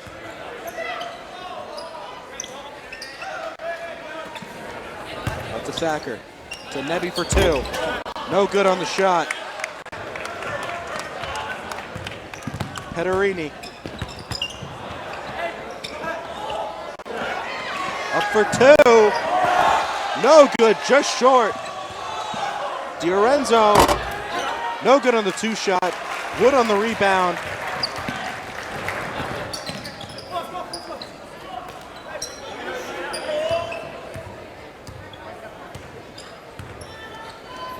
Belly to Thacker.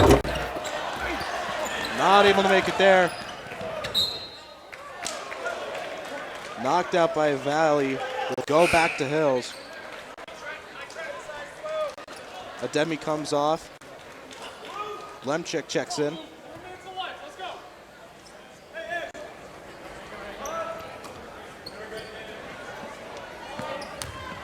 So Filippo to Belli.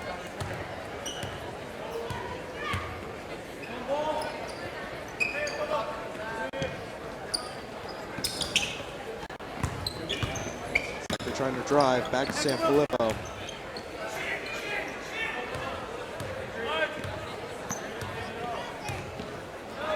To Wood. Thacker to Belli. A lot of time coming off the clock. So Filippo drives. Foul is called. Hill's having a little bit of a trouble getting into their offensive set. They had a back cut with Lemchek that they missed briefly, and that's just good defense on the part of Valley.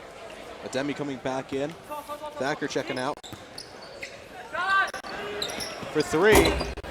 Not able to knock it in, but Ademi yet again on the offensive rebound. This kid is working hard tonight. Hey, he's putting in his work, and it's one of the reasons why his team is ahead right now. Offensive 2 minutes, rebound. 28 seconds left. For 3, and that's a clean shot yet again by Sanfilippo. It's got to be 4. He is feeling it.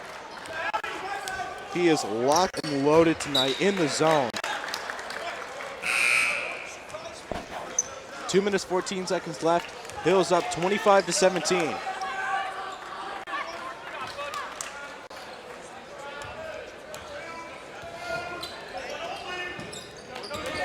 Out. Long pass by DiLorenzo.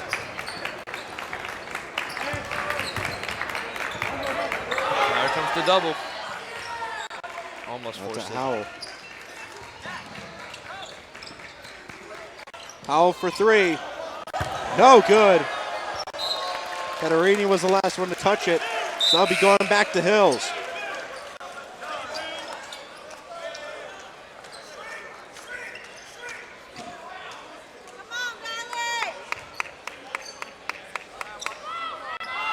Joyce checks back in.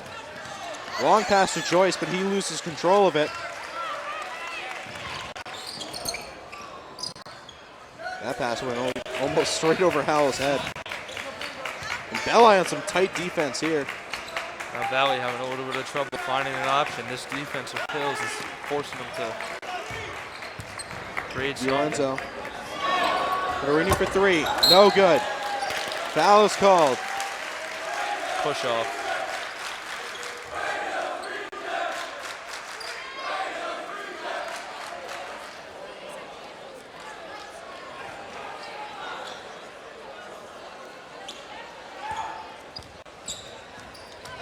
Belli driving. Up to Joyce.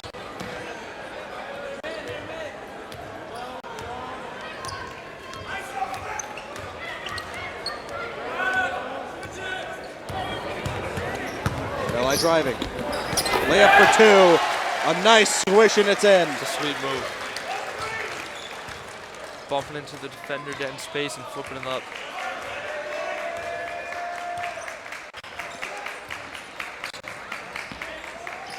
Back to Howell for three. Not good. Yeah, he's off the shot. He's missed three from outside. Joyce driving. Now you want to hold and try and get the best shot you can to end the half. Oh, attempting to drive here. Let's see if we can get something going. 20 seconds left in the first half. Yeah, he's going to kill the clock a little bit. Don't want to leave Valley with any time to get a shot on the counter. A lot of contact there.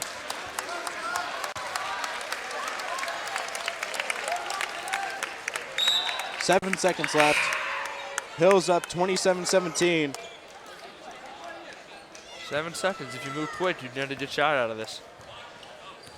Well, good three-pointer if you're hoping for Valley. Lorenzo in for three. Beat the buzzer. And that'll end the first half. It's a tough shot. Very One dribble, tough shot. sidestep, pull up at the buzzer. And that'll end the first half. Hills up 27-20. And honestly, what has been a very good game. Yeah, both teams playing at their highest level right now. A lot of guys making shots, a lot of guys stepping up. Nebi Ademi has kept Hills in this game. He's playing probably the best game of his season. He hasn't scored a bunch, but these offensive rebounds are creating more possessions for Hills, and that leads to things like Jason Sanfilippo getting hot from three, and they build a 7-point lead. That's pretty respectable going into the second half. Well, you know, these guys are working hard. Both teams are. And Hills is coming out on top. You know, Hills came into the season under a lot of fire, under a lot of criticism. New head coach, pretty much a brand new starting team. And they have put together a perfect season so far coming into this game. If they keep playing like this, they're looking to keep that. And I think the guy that lifts them to a new level, it might not be the guy you think of, the senior Jason Sanfilippo. These threes that he's hitting at a consistent and high level is what elevates Hills from a really good basketball team that can compete to a great team that is looking to win a county title every single year. Because you have Belli running the offense. Pulas and Nebi down low are handling their job. They're getting a lot of rebounds. They're playing tough, right? And then Sanfilippo is the X factor. If he's on his game, Hills can win every game they play. If he's off, it might be a little tougher to run the offense. Because if he's not on, the shots might have to be a little tougher, right? Because he can hit those tough threes. So I think he's really playing well, and he's the X factor on this team. This team isn't just 5 individuals on a court doing a job to try and make baskets. They're one team. Every point scored is connected to every member of the team on the court. It connects back to every member on this court. They all have a part in the points that this team scores, and that great chemistry is what holds this team together and gets this team to win state championship. And with that, that's the end of the first half. We will be checking back in at the beginning of the second half of this Hills Valley basketball game rivalry.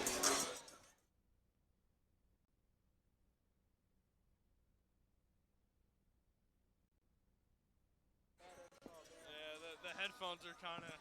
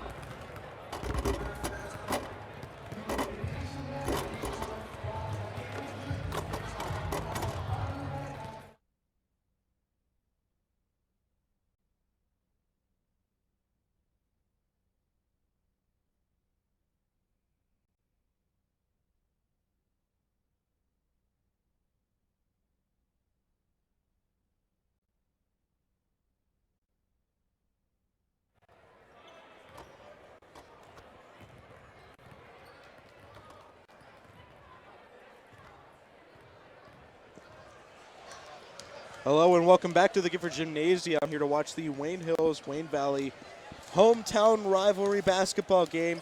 And so far, what a game it's been. I mean, Hills up 27-20. Very eventful game all the way back and forth throughout the entire first half. What can we expect here coming into the second half? Oh, the first half was definitely a classic. I mean, guys were running up and down the floor, playing with heart, playing with a lot of pace. The pace was fast. It's been really an entertaining game. I think you can expect more of that from both teams. As you know, it's a close game. They're still going to look to push the pace a little bit and try to either with Hills, they want to extend this lead a little bit, and Valley, if they want to push the pace to get Hills a little off balance and maybe climb back into this game. It's only a 7-point game though, so they're right there. Now it's Wood.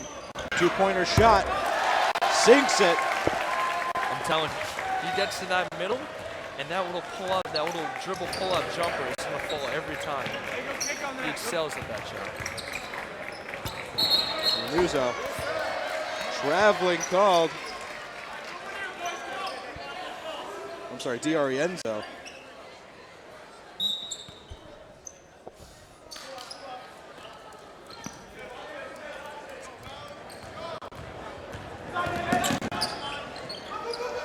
Some very physical defense. LI driving out to Wood for two. Not able to sink that one. Ademi gets stripped.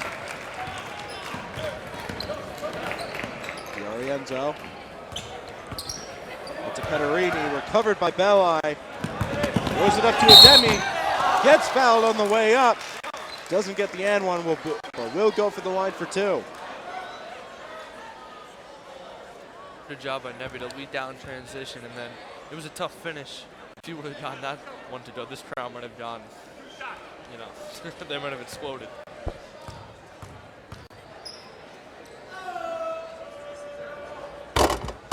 First shot is good.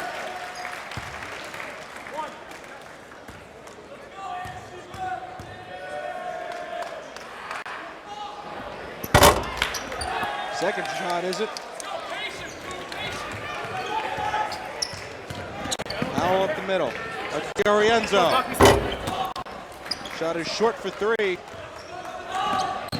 Belli to Wood. Layup for two. Clean layup, 4-2. Brett Wood is on his game today. Howell responds quickly for another two. Clean layup there as well. Belli driving. That's a Thacker. Sets it up for two. Rack an assist for Belli. It's too easy. Valley's giving them the whole lane to drive down and kick to Kulas rather for the easy two underneath. A lot of contact there. D'Arienzo draws the foul. He'll go to the line.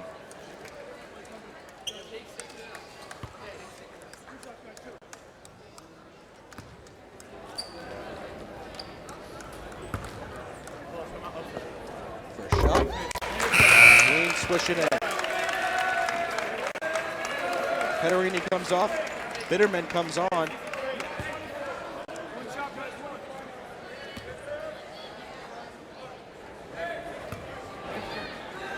Second shot. Good, 2 for 2.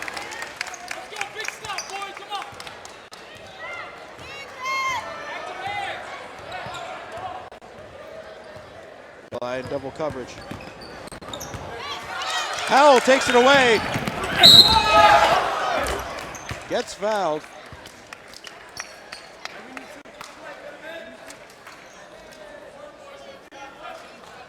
And Howell, a really good free throw shooter. So reaching on transition might have just been better to hope for a miss. Just put your hand straight out this kid. We did say, though, he was off his game today. Not at the Clean line. shot there at the line. Kid's an excellent free throw shooter.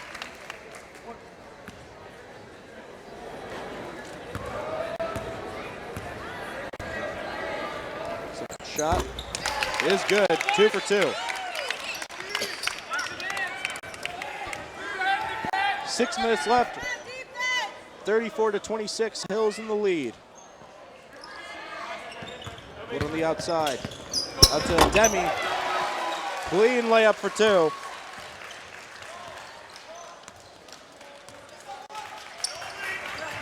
Out to DiOrienzo. Another layup for 2.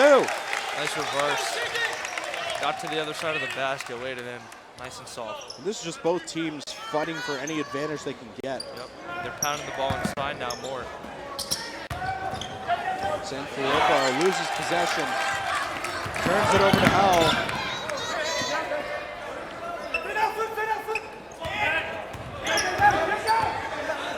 Howell just looking to set up the play. Gets the layup. No foul. The score 36-30. 5 minutes. Belli for 3. No good. It's a big offensive rebound. Recovered by Wood. A Demi for 3. Clean shot. Look at that. What a huge offensive rebound. And Dan Hills on the offensive glass. Net for 3. Shot for 3 is in. Valley responds with their own 3. This is back and forth now. It's a back and forth, a fight for the momentum. Whoever comes away with this might come away with the game.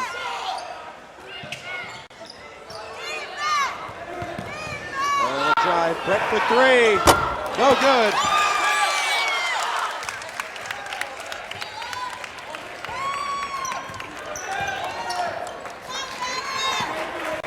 On the inside. For 3. No good. Leads to a layup. Off the onside rebound, onside the offensive rebound. I could not get that word out, but. And now Valley down 12 just a couple of minutes ago. It's a 4-point game and they have the momentum. Backer, a lot of contact, can't get the layup. That's Valley's turn to respond. Lose possession. Now it's Belli driving. At the post. Draws the foul.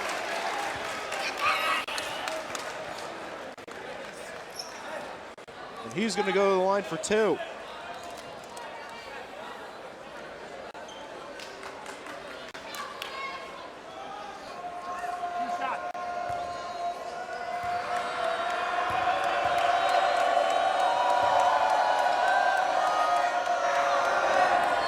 Backer's first shot goes in.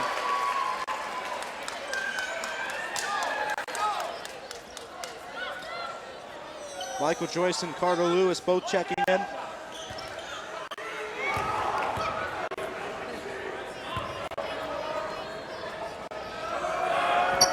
Second shot goes in nicely. 41-35 at 3 minutes 30 seconds. Hills in the lead. DiOrienzo almost loses possession there. Nice try, but he loses the ball.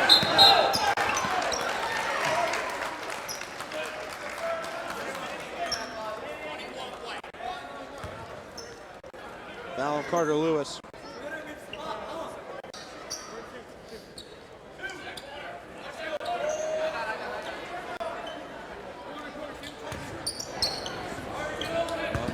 Long layup pass to get Valley's possession started.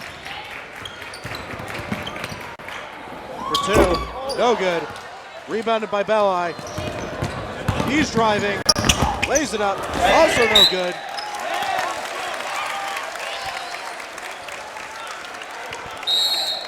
Out of bounds, goes for Valley, and a timeout is called. 41-35 with 2 minutes 59 seconds left in the third quarter. And so Valley, who looked out of this, I wouldn't say out of this game, but they dug themselves a 12-point hole. And now they came back, they hit some big shots, and they forced turnovers. They got Hills to turn the ball over a couple times, and now they have the momentum. They're only down 6. They cut the lead in half, and I mean, they look fired up right now. And Mark Howell, while his shot might not be falling, he's hit a couple nice shots at the rim, some tough shots. And that's what you got to do. When your shot is off, you got to attack the basket, and he's been able to do that really well. Well, I mean, we've seen it, at least in the beginning of the second half, Howell's turned on the Jets. He's taken over. I mean, really, he's turned it into, at least for Valley's side, he's turned it into his show. The only thing is that came with that is that Taylor Jackson and Anthony DiOrienzo both have kind of quieted down a little bit. Yeah, they haven't done the shots that they were getting in the first half. Jackson was open on the wing, pretty open at one point, but, you know, I mean, when Howell wasn't hitting his shots, they had to run the offense with them, and now they're playing more of a calm down role a little bit as Howell starts to pick it up a little bit.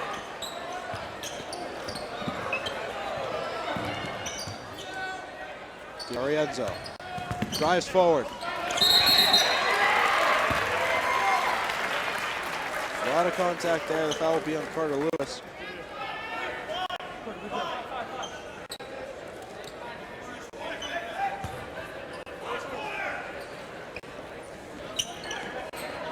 Got nowhere to go.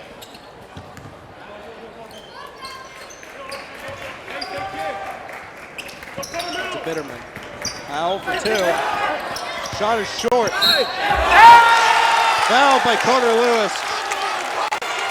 He will go to the line for 2. And Carter Lewis has had multiple fouls tonight. Yeah, either a second or a third. I think the one, a second ago, was actually called the jump, so that's might be his second. But I mean, they can't want him to get into foul trouble when he checks out right away, and Nebby comes back into the game. Yeah, Demi checking back in. Lewis checking out. First shot. No good. Now it's Belli. That's San Filippo. Belli for 3. No good. Shot was wide. DiOrienzo for 2. Makes the layup. Oh, I'm sorry, that was Bitterman for 2. Now it's San Filippo. Oh! That's an and 1. The score currently 43-39 with a minute 53 left in the third quarter. And that's a momentum swing, if you want to say, or extend the momentum back in the direction of Hills. It's starting in that direction because Valley had took the lead for 2, and then Poulos goes to work on the block, gets the and 1. Poulos. Now it was Sinks free one. throw. So, I mean, Hills gets the lead back up to 5. The crowd is a little more back in and out, and they stop Valley's run. And that's what you got to do. When a team's on a run, you got to find a way to stop and halt their momentum, and that's what Poulos just did. DiOrienzo. That's a Bitterman for 2. Shot gets blocked. That's out for Valley. Ball will go to Hills. Is that Poulos' like 4th block on a jump shot? I think it tonight? is. He's just been locked down when it comes to the shots. I don't understand. It's like most of the time you see blocked shots from right underneath the basket, but he's blocking shots from 20 feet away from the basket, which is pretty incredible. Poulos. That's a Belli. Pass is tipped by Howell. That was a pretty neat catch by the coach there. Rob Karsich. Coach Karsich makes it a one-hand grab. The one-handed snag there. Belli, so flip it for 3. No good. Recovered by DiOrienzo.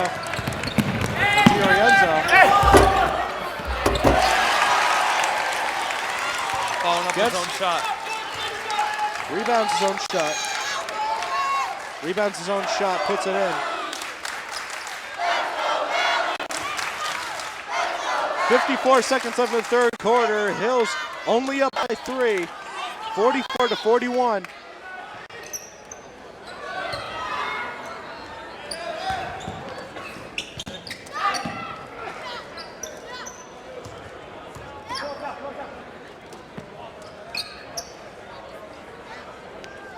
Now it's just San Filippo to Belli, just back and forth, taking time off the clock. Yeah, they want to hold for the final shot. The smart idea. 20 seconds remaining.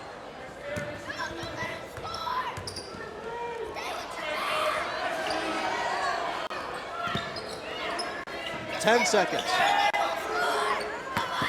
Nebby sinks it for 2. Clean layup. 1 second remaining.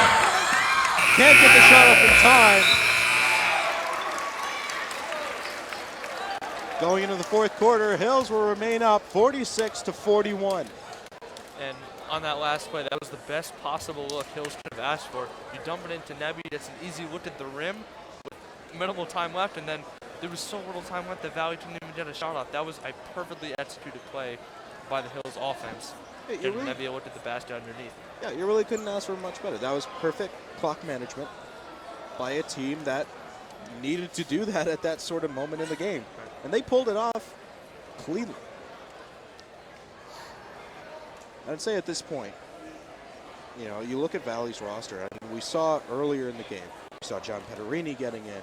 We saw Taylor Jackson getting a lot of sight of the ball. We saw DiOrenzo taking up, but we saw Howell take a hit. Well, now Howell stepped up, but everybody else sort of backed off. Yeah, and that's going to happen. You know, the flip is kind of, the script is kind of flipped, sorry. Where Howell now, he's going into attack mode because he knows his shot isn't falling. So he's going to want to isolate more on the wing or up top and go to the basket. And those guys with Jackson and those other guys like DiOrenzo, I mean, DiOrenzo. We keep mixing him up with Ryan DiOrenzo. I don't know why, but DiOrenzo are going to have to find their place in the offense more down the stretch of the game. I would assume that they're going to have to take some big shots, so don't worry. They'll definitely get back in the flow of the offense. tip pass. Sanfilippo takes it. Out to Ademi. Pass is reflected off of Pederini.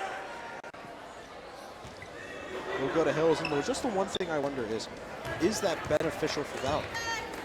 Because sure, Howell gets back in the game, but everybody else has to take a step back to do it. Right, and I mean, Jackson, Pederini, and DiOrenzo were definitely hitting their shots. I mean, they were a big part of why Valley has been in this game.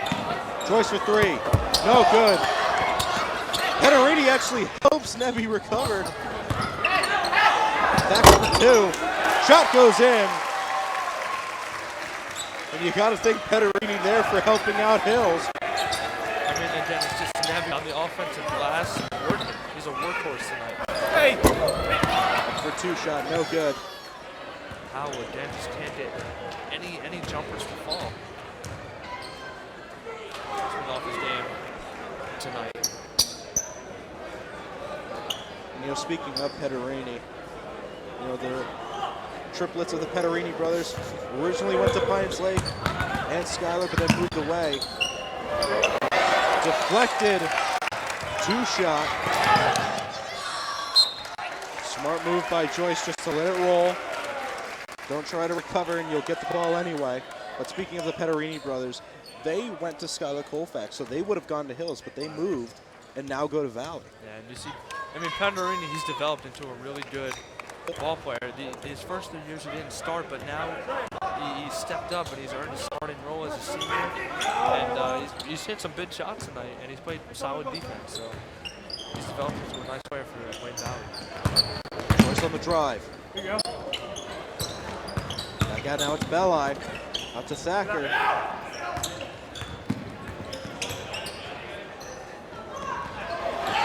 Tipped by DiOrenzo. Up for two, and it doesn't go down for him. Howell will draw the foul.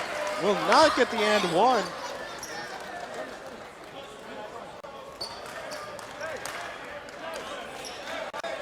Hey, and you might say that DiOrenzo, that was a bunny, but I mean he had to go underneath. It was a little bit of a scoop layup on he came up, and it was a tougher shot than most would see it as. So, got to give him credit for almost making a tough shot, but Howell with a great effort. Now, he's a knockdown free throw shooter. Howell's second shot is good. 2 for 2 there. I mean, when Howell goes to the line, you can almost expect 2 points. This kid does not miss from the free throw line. It's pretty ridiculous how efficient he is. Speaking of kids, don't mind the one behind us that's screaming. Just a very passionate Valley fan. Valley on the drive. Reflected off the Poulos, Thacker. That'll go back for Valley. But you know, we got to give a quick shout out to the fans here, both from Valley and for Hills. You know, very energetic and clearly into the game. Yeah, they're showing out in full force, supporting their team. Lorenzo driving. Can't make the layup. Recovered by Joyce. Drive for Belli. Over to Sanfilippo for two. Two shot is good. Now it's Howell to respond. Driving at the middle. Two shot. No good. Still off that shot. He can't do anything at all. Clear foul by DiLorenzo on Belli. And Howell's gone to that shot a couple times, so the three wasn't falling in the first half. And then he said, okay, let me try and dead end and maybe hit a little turnaround jumper, and that hasn't gone. So I think the only option for him now, late in the game, is to try and get to the rim with a head of steam, try and draw a foul, and create opportunities over there instead of, you know, in the lane with these jump shots. Well, 4 minutes, 53 seconds left. Bills up 50 to 43. Belli's pass to Ademi.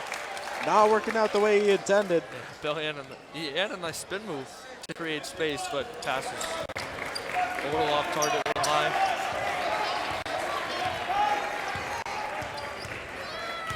DiLorenzo. Ready for two, no good. Covered by Ademi. Out to Joyce, who's driving. Orren will make it, recovered by Ademi yet again. Draws the foul. We'll actually go over to Valley there. Yeah, so And Hills calls a timeout. they're going to call that on Nebby because when he was going for the ball, he grabbed the rebound. That was clean. But then when he was about to go up for another shot, he lowered his shoulder into the defender who was standing to a good position. So, I mean, that's going to be an offensive foul every time. And either way right now, time is at 4 minutes, 26 seconds. Hills up 50 to 43. And it's been a very competitive game, but at this point, and that's the Rally crew trying to make a chant, but it doesn't seem like it was Didn't seem succeeded like for everyone long, joined in there. Yeah, but either way. Hold on, Hills is responding.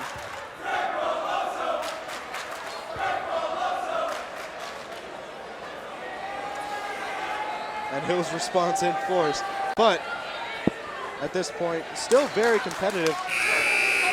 And Valley responds in They're force. overshadowing As Dylan. soon as I try to say something, immediately They're a taking response their from spotlight. somebody.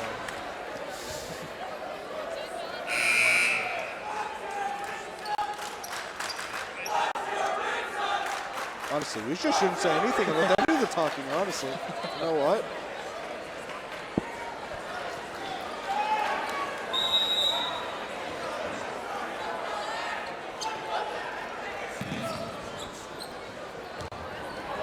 Valley with the ball. Pederini. Two shot. No good. Clear foul.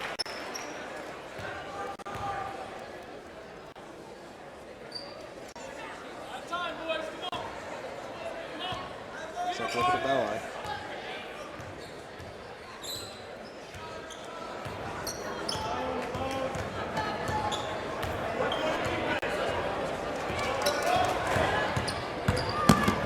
Belli.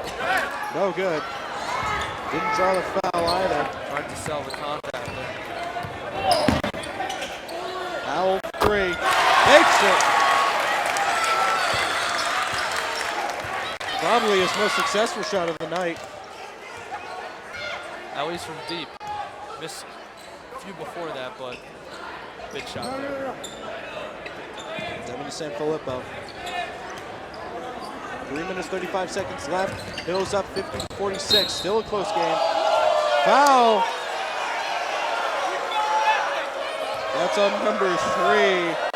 Patrick Cronin. You can hear Valley's clear response to that. Dylan, I'm a Valley. I mean, I'm a Hills homer at heart, but I might have to agree with the Valley crowd there. I didn't see much. Yeah, I honestly don't know what the foul was on there either, but I've called it either way.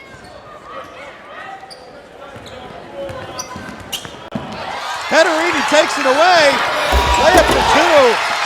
Converts it. And he just made it a 2-point game.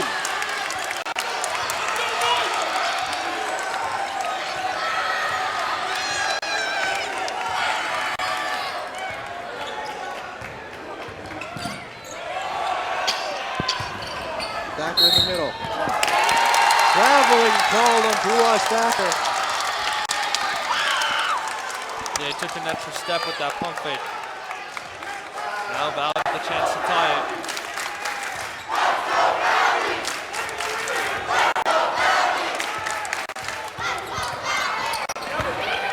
Ball strip taken away off the bell line. Layup for two. No good. Surprised the foul was called there on Petterini. Lorenzo will draw the foul. He'll go to the line for two. And he's been knocking him down all night, so we could be looking at a tie game. What an effort by Valley to get back in this game. Down 7, and now these 2 free throws to tie the game. Big shots by Howell. Lorenzo making one. And also 1-point game. Petterini with that steal and the score. I mean, it's a huge play. And now this free throw to tie it. Shot to tie is good. He's 2 for 2. And it's a 50-50 tie game. 2 minutes, 22 seconds left.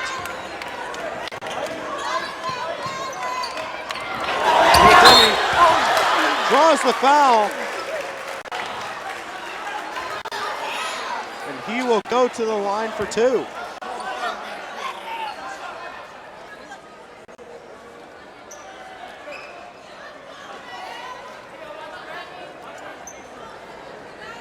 And just like that, Ademi can make this a 2-point game.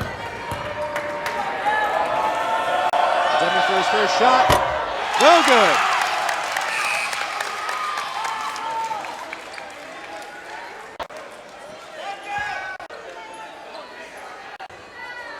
Let's see if he can do better on the second shot. He can't. Foul is called.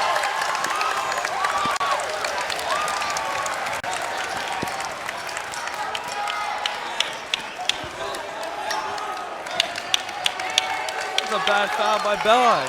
Because now you put Jackson at the line to potentially give Valley the lead. Off the second free throw, he fouled him. So now Taylor Jackson with the chance to give Wayne Valley the lead. 2 minutes, 12 seconds. Tied 50 all. This could be easy to put Valley in the lead. It does!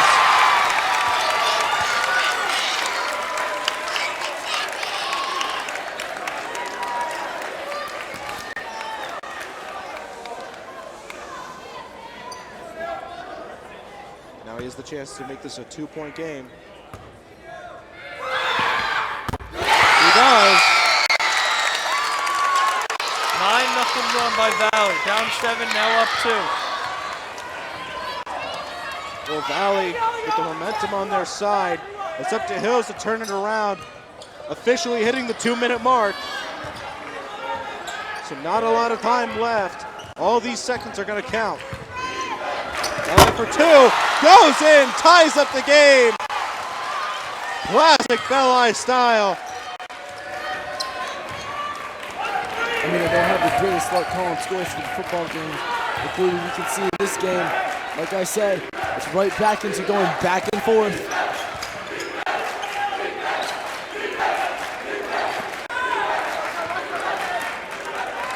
Taking a lot of time off the clock. Minute 24. Still tied, 52 all.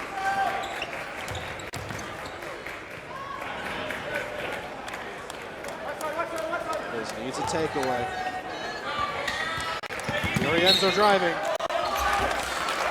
Push off is called.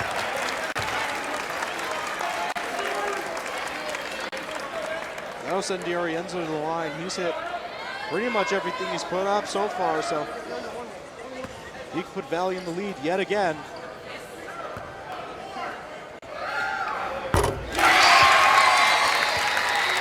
You know what's weird? It almost sounds like Valley has actually. It's almost like we're in Valley's house. Yeah. They're loud when we take the shots, but Hills is silent. And he had broken shots. 54-52. Valley in the lead with 1:05 on the clock. Hills calls a timeout. And Dylan, I mean, the difference is, late in the game, is Valley is hitting clutch free throws. They've knocked down 6 on my count. 6 clutch free throws. Hills at the line, Ademi had 2 clutch, missed them both. And Hills isn't executing on offense right now, aside from that Bell floater in the lane that got them out of that slump on offense. But, I mean, Valley is just locked in at the free throw line late in the game. And if they can knock down free throws when the final seconds come, I mean, that might be their advantage. They have to put them on top. I mean, right now what Hills needs to do is that they need to put in their big scores. We need Sanfilippo to step up. We need Bella to step up, and we need Wood to step up. Pulas and Nebi can contribute their own, but these 2 guys need to focus on the defense. Let those 3 go all in on offense. Yep. Let Sanfilippo hit those 3s. Let Bella do what he does best, and let Wood take those 2 jumpers. I'm gonna predict that they're probably going to run something for Bella to get to the basket, because with 1:04 left, you don't want to take a 3 and then be down 2 with under a minute. So I'm going to assume that they're going to run a set for Bella to get a shot near the basket. Honestly, a tie going into overtime is probably what they could ask for. Bella driving, out to Sanfilippo. 50 seconds left. Bella for 2. No good, recovered by Pulas. No foul called. That's Wood, back to Belli. Sanfilippo to Belli. What a crazy 35 seconds left. Belli driving up for 2. It's good! He makes the layup. Tie game at 27 seconds. Just Belli doing what he does best, coming in clutch at the times where you need it most. Valley looking for the last shot to win the game. Yeah, but 16 seconds left. Valley has plenty of time. Timeout called by Valley.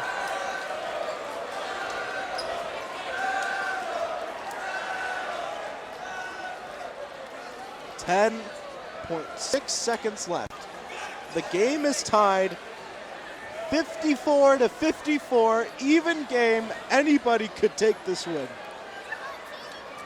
11-4 run by Valley. And on this possession, you got 10 seconds.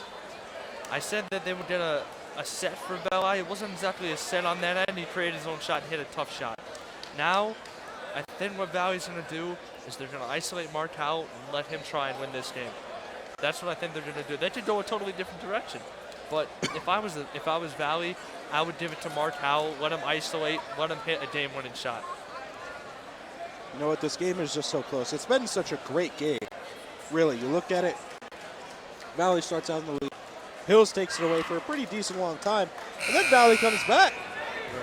Dominant. You know? And right now, we're looking at 2 teams who are going to play hard-nosed basketball. This is what you came here to see. And either team, if they lose, it would be awful. Both teams have played great. 9 seconds remaining. Quickly counting down. 5, 4. Howell driving for the 2 shot. No good. He goes for recovery, and that's it. The game's over. Off the rebound, 2. Valley takes it away.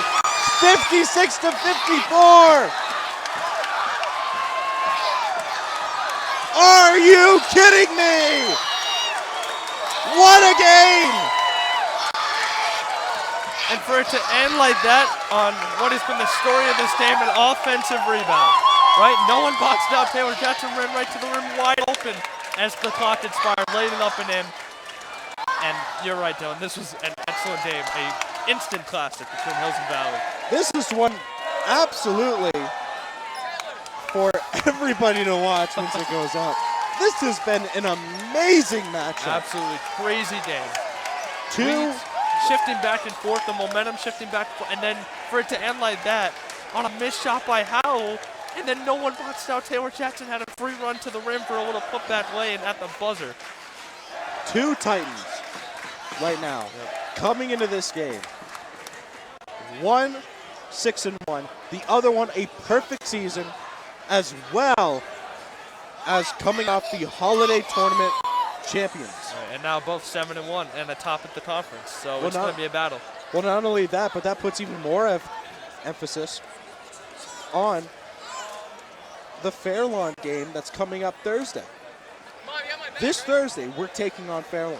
That game is going to be so significant because Valley lost to Fairlawn. Right. That's what ruined their perfect season. We're going up against them in 2 days. What a crazy game. And Valley, hey, I mean, they were down at points by 12, by 7 at the end of the game. They got fight. This team has fight. They don't give up. You see it in their crowd and in their players. They never give up. And this team, look, Hills, I expect them to dominate for the rest of the season. This team is great. This is a tough loss. Valley, if they keep this up, I would not be surprised for a Hills-Valley matchup for the county tournament. Honestly, and if that happens, just if that happens, I mean, that's going to be such an amazing game. I mean, already you have the storyline of Hills losing their perfect season to Valley, then meeting in counties. Yep. That's such a great story already, and it's going to be such a great game if it actually happens. But either way, that is all for tonight. My name is Orren King, joined alongside Aaron Hook and Luca Yanuzzi. That's all for now. We will see you on Thursday with the Wayne Hills Fairlawn matchup.